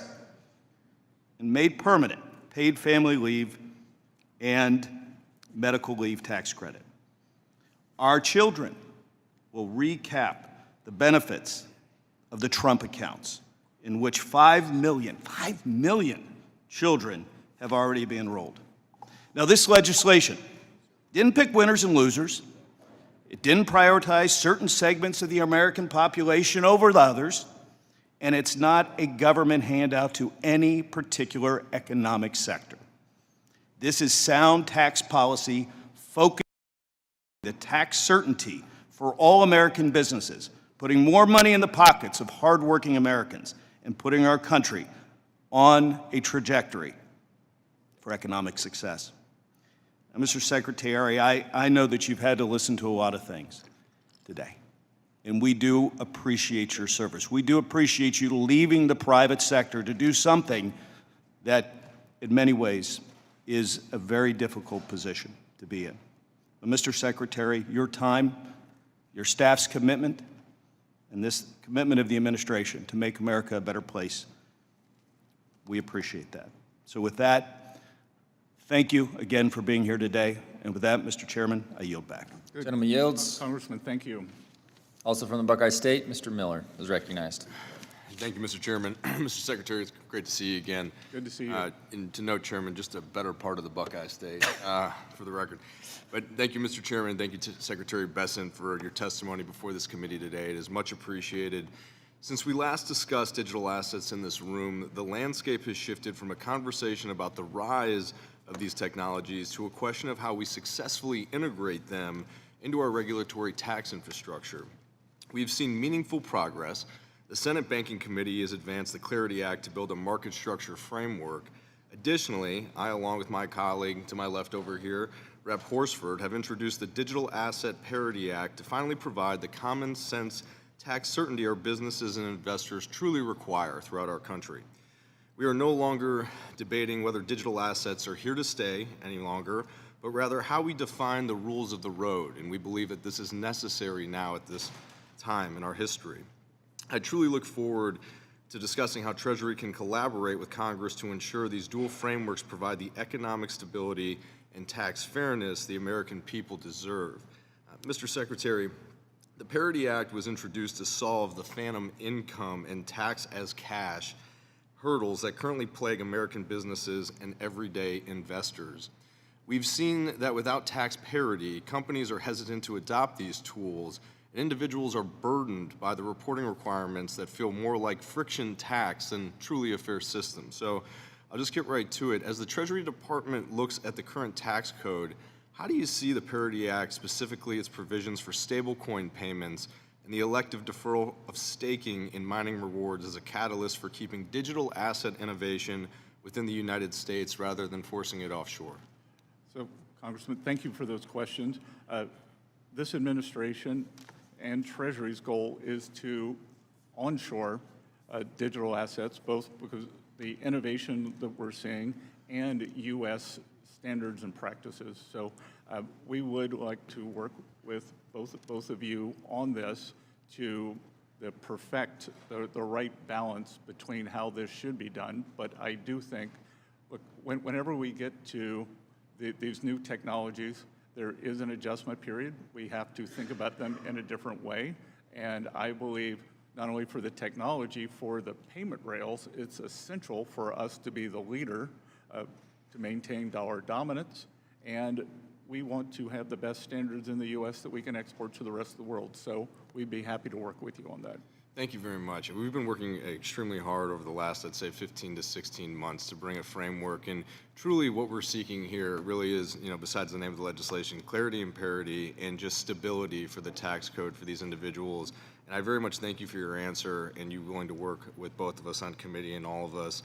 Our bill also... Congressman, I would say let's get clarity done by the 4th of July, and then we move on to the... how to Mr. tax. Secretary, I would love that. If you could help me with some of those individuals up there. I've been on the phone with them this week. All right, well, if that thing gets moving, then yes, it makes our job much easier, and I would prefer that way as well. But thank you, and any more guided push would be awesome on our committee, and very grateful. A critical piece of this legislation is the application of Section 1058, like treatment to digital asset lending. If the Treasury Department were to formally recognize digital asset lending as analogous to the securities lending covered under Section 1058, what is your assessment of the impact on the domestic market liquidity? And specifically, does Treasury agree that extending this established tax treatment of non-recognition is one of the most efficient levers to move digital assets from a speculative asset class to a functional, transparent part of our institutional financial infrastructure? Congressman, you obviously feel strongly about this. I have a motto in life: no data, no opinion, but I will get back to you with an opinion. I very much appreciate that. This has been one of the tougher subject matters that we've discussed on the committee because I believe that this country for a long time has been stuck in the analog era and we are now in the digital age. And this framework altogether just provides guidelines and stability for the cryptocurrency network within our country. And I appreciate you saying you'll work with us, but I truly believe now is the right time for this with President Trump and the Federal Crypto Reserve and him wanting the United States to be the crypto capital. My concern is that if people like you and I and others right now who don't have a good understanding aren't the ones really steering this to its final destination, then we may never get there and it may get screwed up in a different way. But I truly appreciate you being here, working with Rep. Horsford and myself, and I yield back. Good. Thank you. Gentleman yields. The chair now recognizes the gentleman from Vegas, Mr. Horsford. Thank you to the chairman and to the ranking member, and I look forward to working with Congressman Miller and the other members of the Committee on the Parity Act, which is a true bipartisan bill. Before I begin, though, I want to thank Chairman Smith for his commitment to working with me also on the Full House Act. Prior to the Senate-passed bill, gaming patrons could deduct 100% of their gambling losses. They were taxed on what they actually earned, nothing more, nothing less. The Senate changed that. This provision was included without meaningful debate and creates a fundamentally unfair outcome for taxpayers who participate in legal gaming activities. Under the new provision, patrons can deduct only 90% of their losses. That means someone who breaks even or even loses money overall could still face a federal tax bill. So, Mr. Secretary, will you work with Chairman Smith and me to fix this issue and to protect gaming jobs and tourism-dependent economies like Nevada? We'd be glad to, sir. Thank you. Now, you, Mr. Secretary, you talked a lot about permanency throughout today's hearing. For the tip worker, for the warehouse worker, for the teacher, for the nurse, and for the small business owners in Nevada, they don't need a temporary tax gimmick. They need permanently lower cost and permanently higher take-home pay. Yet when Republicans wrote their bill, they made a choice that the tax cuts for billionaires and large corporations would be made permanent while making the tax relief for working people temporary. To me and to the workers, that tells them exactly who they were thinking about when they wrote it. That's why I have introduced the Tips Improvement Act as well as the Overtime for All Workers Act, because I believe workers who earn tips or who work overtime should receive permanent tax relief, not temporary. If Republicans are serious about helping working families, they should join me in making tax relief for workers permanent, just like they did for billionaires. Now, Mr. Secretary, I want to discuss tariffs, which are hidden taxes that American consumers pay, including businesses. The Supreme Court ruled that this administration's broad tariff policy was unlawful.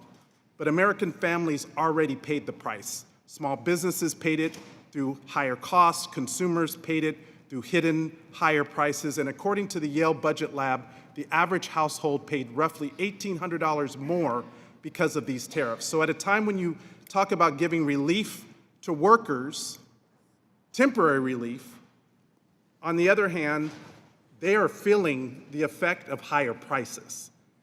So let me ask you directly, do Americans deserve refunds for money collected through tariffs that the Supreme Court ruled illegal? Yes or no?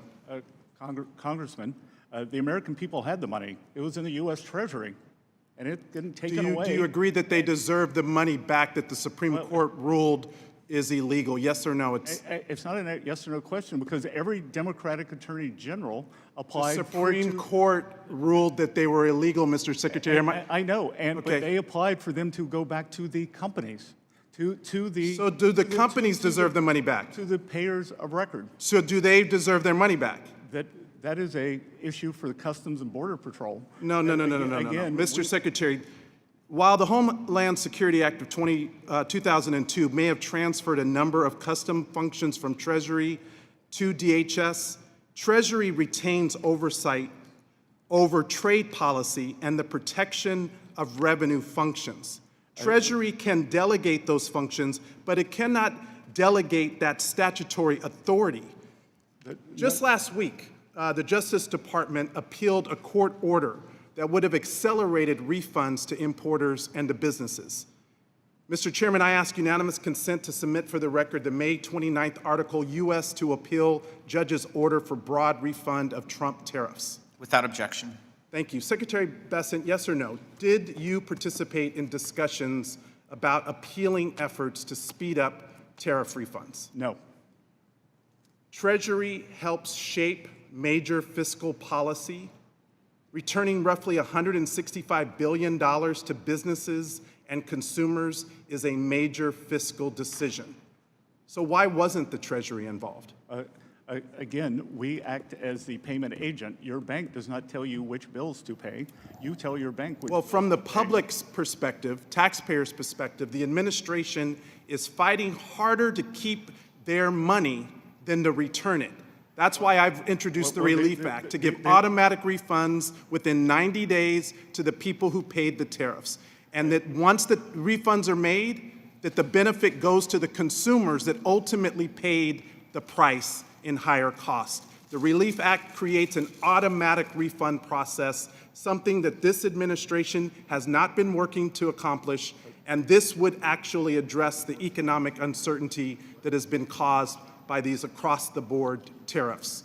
Not strategic, not in the best interest of American consumers, and it's time that we give the money back to the people who paid it. With that, I yield back. And many foreign companies, and I think we're going to see that the payers of record, many of them are overseas entities. So, Mr. you Secretary, want to give them the money families back. in America don't experience the economy through GDP reports or stock market indexes. They experience it through rent and groceries.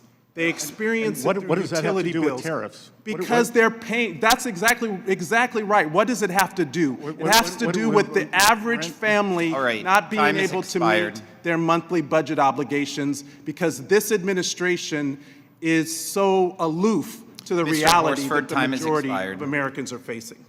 Mr. Bean. Thank you very much, Mr. Chairman. Good afternoon to you. Good afternoon, Ways and Means. Good afternoon, Mr. Secretary. Welcome back to Ways and Means. 4 hours ago is when this hearing started. But a year ago, we were in the middle of the debate of the One Big Beautiful Bill. You, Chairman Smith, this president, were all architects. You made some big, bold predictions. Pass this bill, Congress, and we will see a reverse of manufacturing jobs closing or fleeing the country. You made a big, bold statement that you'll put more money in Americans' pockets than ever before should we pass this bill. We passed the bill, and Mr. Secretary, everything you said is coming true. How about that? There's more money in Americans' pockets the 4.5 million manufacturing jobs that we've lost since the year 2000 are coming back. And for me, speaking across Northeast Florida, people are excited, business owners are excited and making that happen. A year ago also, we were doing something else. We were debating fraud, waste, and abuse. You would think that would unite this committee, but you can see today we disagree on so many things. That's something that should unite us. I want to brag on something that you're doing in Treasury Department. You're a core pillar of President Trump's anti-fraud task force. Your subcommittees and your initiatives of the Office of Terrorism and Financial Intelligence, FinCEN, and the Office of Payment Integrity are leading the way of supplying that task force. Let's fight fraud once and for all. Something else you're doing. A year ago, we talked about it, of how fast we pay. The United States pays our bills very fast, sometimes too quickly, because we pay people who shouldn't get paid. Scammers don't have to rob banks anymore. They can just bill the United States. We pay them, and then this pay and chase, we figure it out. So you and I, do you know this? You and I and your team have created a bill to codify what you're doing now, which is to verify, to use the data and statistics to making sure it's a legit bill, that it hasn't been paid by anybody else. So hats off to you. What else can we do, Mr. Secretary, to assist you? Maybe it's just get out of the way, to assist you in fighting fraud. Congressman, you are exactly right. That once money goes out the door, that anything other than a partial recovery is unlikely. I was out in Minneapolis and saw what was going on there, and I think in terms of the U.S. is a high-trust society, and in terms of maintaining the trust that American citizens or that we have in each other and our visitors, it's important to prosecute. And of course, to prosecute, but the recoveries are going to be very small. It's almost, they're bad guys. They hide and chase. So your efforts, don't give up on our bill that's in Mr. Comer's committee. I'm still lobbying it. You weighing in would be a big deal. You're already doing it, but we want to codify it. It's the best practice of paying our bills. Scammers also are targeting older folks and Americans. They're these scam calls, spam and scam calls. I get 8 to 10 a day. Now, the FTC, it's already against the law. We put your number on the do not call list. I want to plant a seed with you. The FTC is responsible for it. It's against the law. But what if they don't have the teeth or muscle that Treasury has? I want to plant the seed with you. What do you think about the idea of Treasury getting involved and chasing and kicking out these scammers that are calling us? What do you think, Mr. Secretary? We are, Congressman. FinCEN is actively involved, and many of these come from overseas. Right, and you've got the tools to go after them. So we've worked very well with the FBI in Southeast Asia to break up these, I think they're called scammer cities. Amen. And a lot of it comes out of, a huge amount out of North Korea, and unfortunately, many of our seniors, I think 1 out of every 3 seniors has been the subject of a financial scam that averages about $300. There's a special place in the afterlife for anybody that rips off an older American or anybody old. I hate that. Mr. Secretary, we still have to solve health care. That's something that maybe we do agree on. Both sides of the aisle says we have to do better. What if Americans took charge of their own health care by having the money to do so? I've got a bill, HSAs for all, health savings account, where people, just like their retirement, they can put money aside for health expenses to make that happen. Mr. Secretary, is that bill, is that a good idea or a great idea, the Bean Bill of health savings accounts for all? I think it's a great name and a great bill. That's the right answer, Mr. Secretary. And look, when you give people agency, they can tailor it to their own needs. And what we are seeing with the employer credits, where employers can give credits, we're seeing a big uptake in that. Love it, love it. Mr. Secretary, you could be doing anything. Thank you for your service to your country. We appreciate you. All the best. Mr. Chairman, I yield back. Thank you, Mr. Moran. Thank you, Mr. Chairman. Good afternoon, Secretary Bessent. Thanks for being here today. I know it's a long day. Thanks for your service to our country as well. You're doing a fabulous job, by the way. We appreciate your willingness to appear before the committee and provide updates on the important work being done at the U.S. Treasury Department.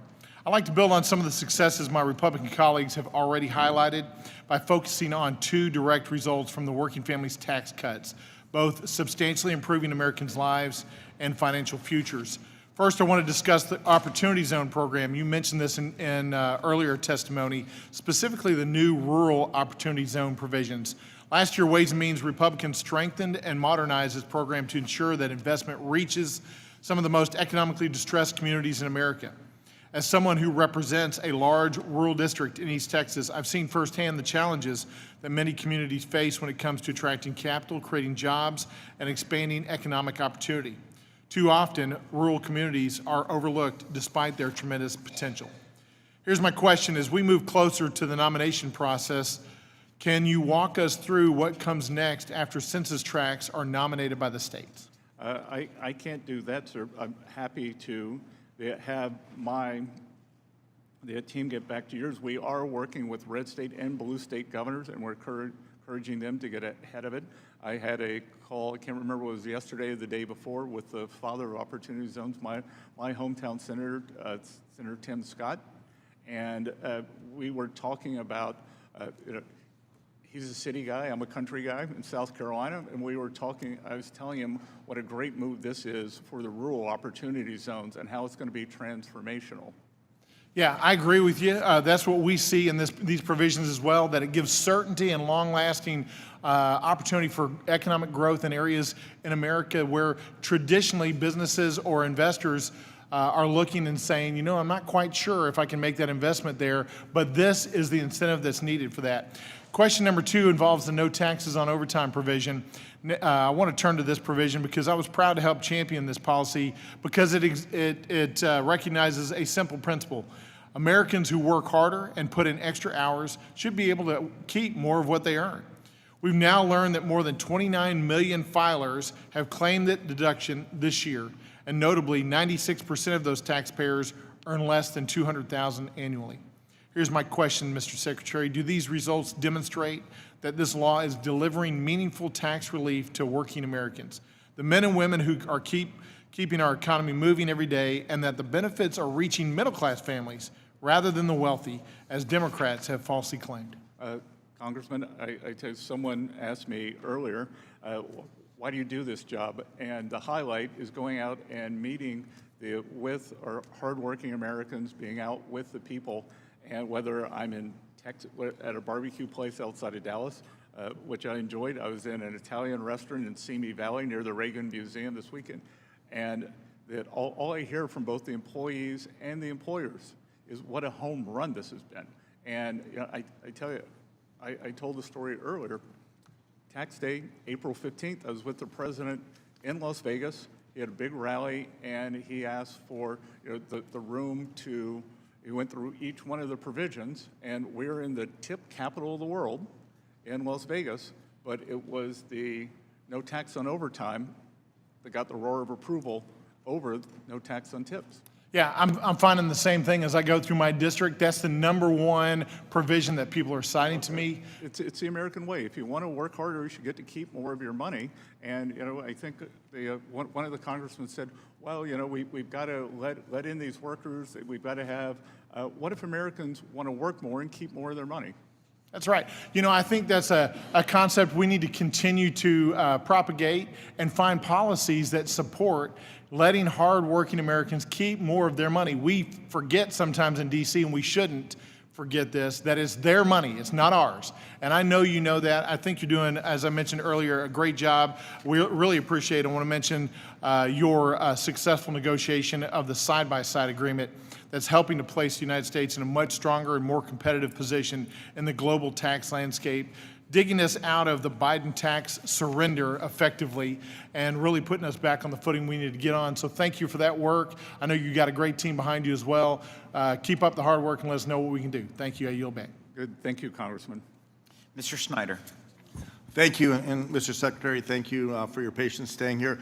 I actually want to give you a chance to correct the record on something you said. You earlier commented somewhat offhandedly that the conflict with Iran had ended.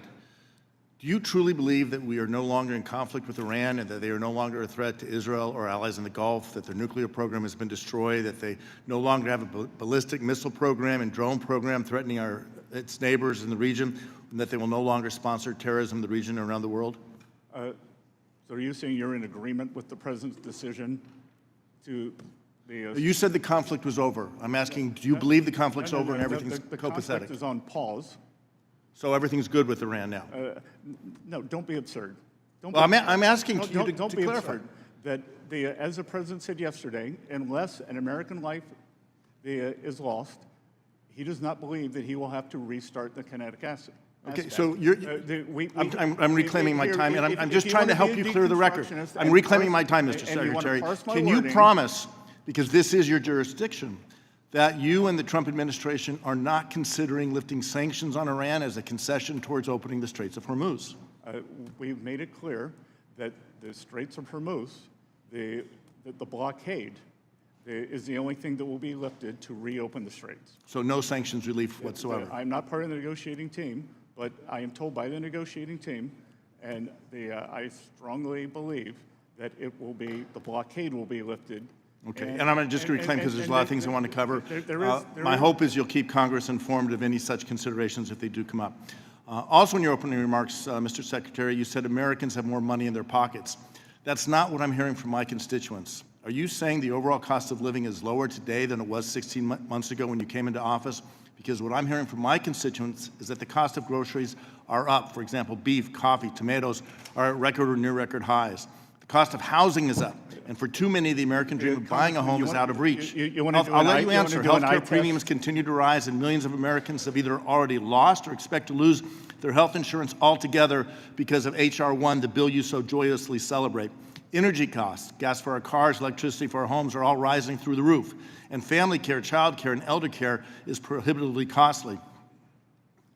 Are you saying that cost of living is lower today than it was a year ago? No, I am saying that we are much closer to the Fed's target rate of 2% on core inflation than we were when President Trump came into office. We are at 2.8%, and you can list off the most expensive groceries that have had the biggest price increases. I think you're just out of touch with what American families are facing. No. And as my colleague noted, I'm reclaiming my time. Tariffs are a tax on American families. This is my time, Mr. Secretary. This is my time. I will speak and then 2.5%. Higher grocery prices are taxes on American families. Higher gas and electricity prices are taxes on Democrats should American know. families. No wonder so many people are leaving Illinois. Why don't you come see me in South Carolina? They're not leaving. They're coming to Illinois. Just a simple question, Mr. Secretary. You're saying Illinois doesn't have net outbound migration? All right, let me take it to a different topic, and I know you don't want to address it, but my constituents are outraged and want me to talk to you about the absurd illegal self-dealing settlement between President Trump and his family with the Justice Department and the IRS over which you have jurisdiction.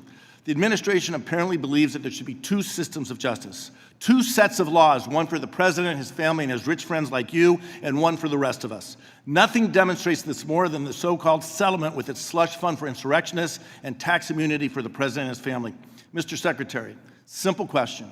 Do you believe that there should be only one legal system in this country and that no one, even the president, should be above the law? I believe that no one is above the law, but you all have put the president beneath the law, and you have weaponized the system against him, whether it is the leak of his taxpayer records. His taxes should never be leaked. No taxpayers' information should be leaked. I agree with you on that. But let me ask you a separate question. Would you like to apologize to the president right now on behalf of the... I have nothing to apologize to this president for. His taxes should not have been leaked, but it was leaked by a contractor. And you keep trying to dissemble here and avoid the questions. Do you believe that all Americans should pay the taxes they owe and not a penny more? 100%. Yes or no? All right. So do you think it applies to the President of the United States, irrespective of whether the President is a Democrat or a Republican? Yes. Okay. So we agree on this, and we should have a tax system that is fair, and it should be applied fairly to all people. But I can tell you that my constituents are outraged by the agreement the President made with himself and his own Justice Department that excluded him from ever having an audit over his taxes. No one should be targeted. No one should be targeted by the administration. Whoever is in the White House. Read the addendum. No one should be targeted by the administration. Whoever's in the White House, their taxes should be paid, and they should be confident that that information will be kept confidential with the IRS and not used to target them, their families, or their business. Couldn't I agree yield more. back. Couldn't agree more. Mr. Yocum. Thank you, Mr. Chairman, for holding this hearing today, and Secretary Bessent, it is great to see you again. Thanks for being here. Good to see you, Congressman. There's been a lot of talk about the cost of groceries lately here in this committee room. A lot of numbers thrown around, but I think it's worth putting eyes on the Democrats' inflation. I had my staff whip up this chart behind me, and it shows that CPI numbers from what economists call, quote, food at home, but most Americans just simply call it groceries. These are the cumulative inflation numbers for the first 16 months of a presidential term, of every presidential term since 1993. Mr. Secretary, the title most likely gives it away, but I'd like you to just play a little game with me here. Can you guess which one of these lines represents the Biden administration? Oh, probably the one that's red for torching the American people. That would be correct. Well done, Mr. Secretary. It is the red one. 16 months into the Biden administration, or as we now call it, Bidenomics, grocery prices were up almost 12%. That far outpaced anything that any American had seen in recent history.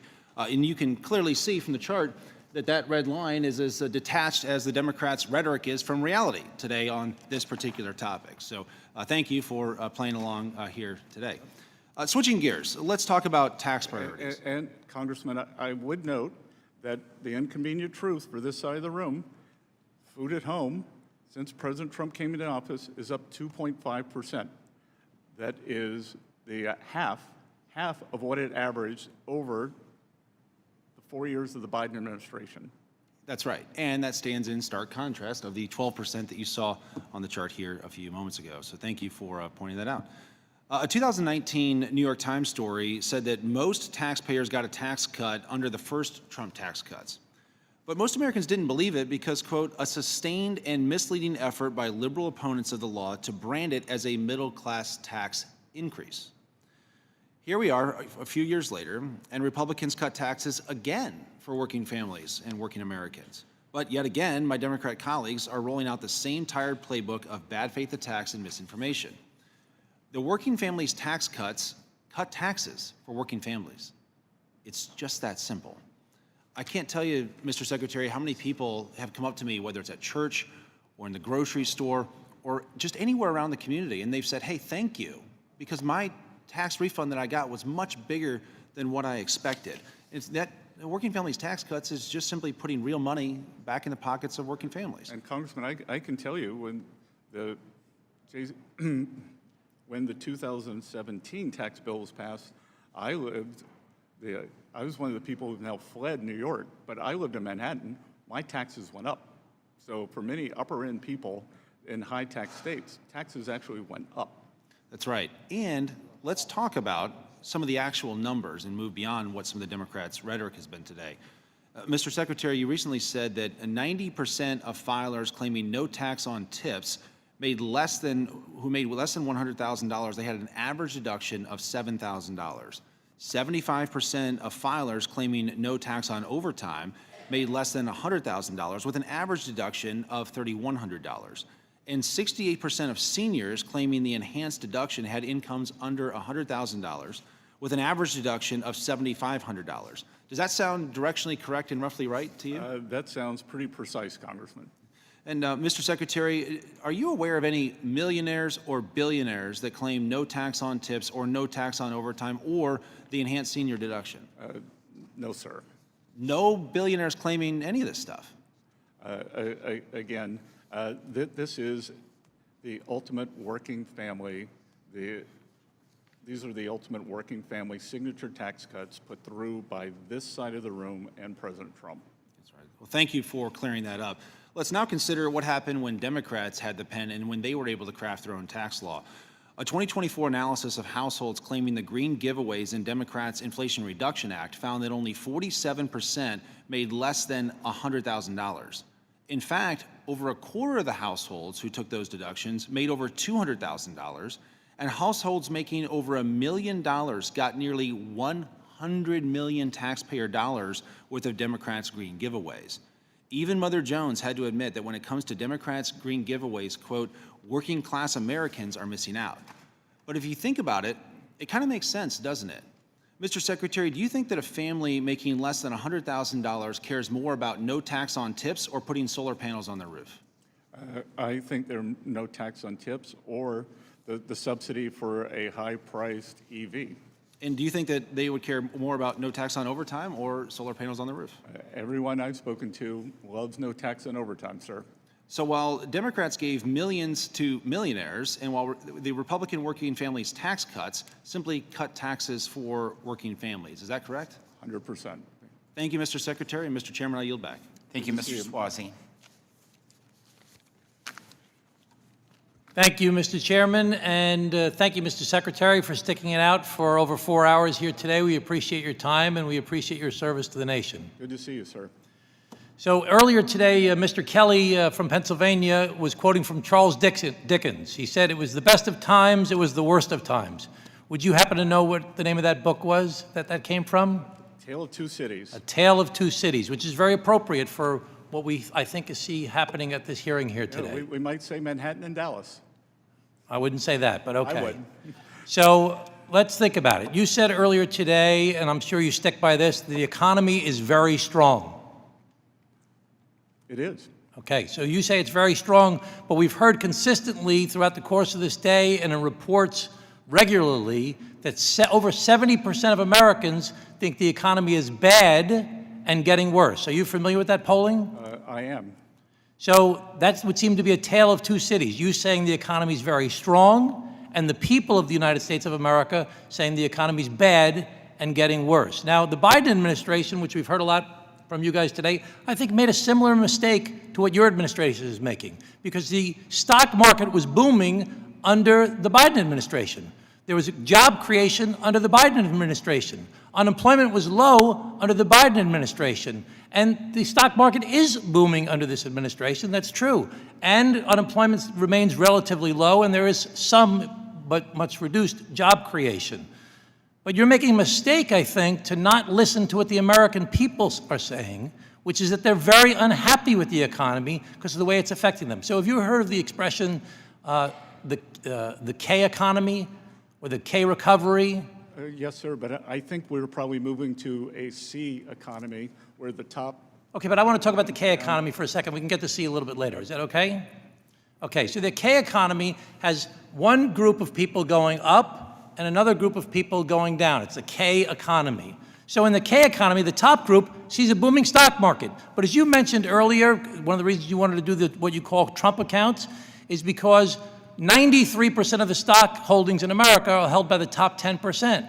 But the lower income Americans, 50% of Americans, have only 1% of the stock holdings. So while the stock market may be booming, for much of the people in the United States of America, they have booming gas prices and booming grocery prices.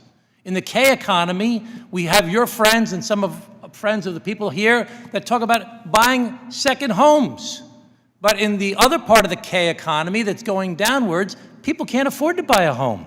Young people especially are foreclosed from being able to buy a home in this K economy. In the K economy, you have a group of people that their friends are talking about the great vacations they're going on. They're going to these exotic places. They're doing these interesting things. In the other part of the K economy, people have a hard time paying their bills. So there's these tale of two cities that's taking place in the K economy here in the United States of America right now. Now, Mr. Secretary, you attended the president's inauguration, were you? I did. Yes, and at his inauguration, he said, "We're going to rapidly reduce prices." That was one of the quotes the president made during his inauguration. He made many quotes like that during his campaign as well. Do you think that the prices in the United States of America have been rapidly reduced? I think before the Iran conflict began that the rate of change for inflation, both headline and core, had come down substantially. Well, people don't think that prices have been rapidly reduced. So you do admit, though, that the war has caused prices to go up for gasoline, for example. 100%. And you also agree, well, they didn't go up 100%, they only went up 50%. No. You agree with me 100%. Okay, that's better. I'm glad to see somebody on this side is funny. Okay, so the second thing is that the tariffs. Do you think tariffs have caused prices to go up? Negligibly. You don't think prices have gone up significantly because of, you just reduced tariffs the other day on farm equipment because you wanted to reduce prices on farm equipment because you thought it caused the prices to go up.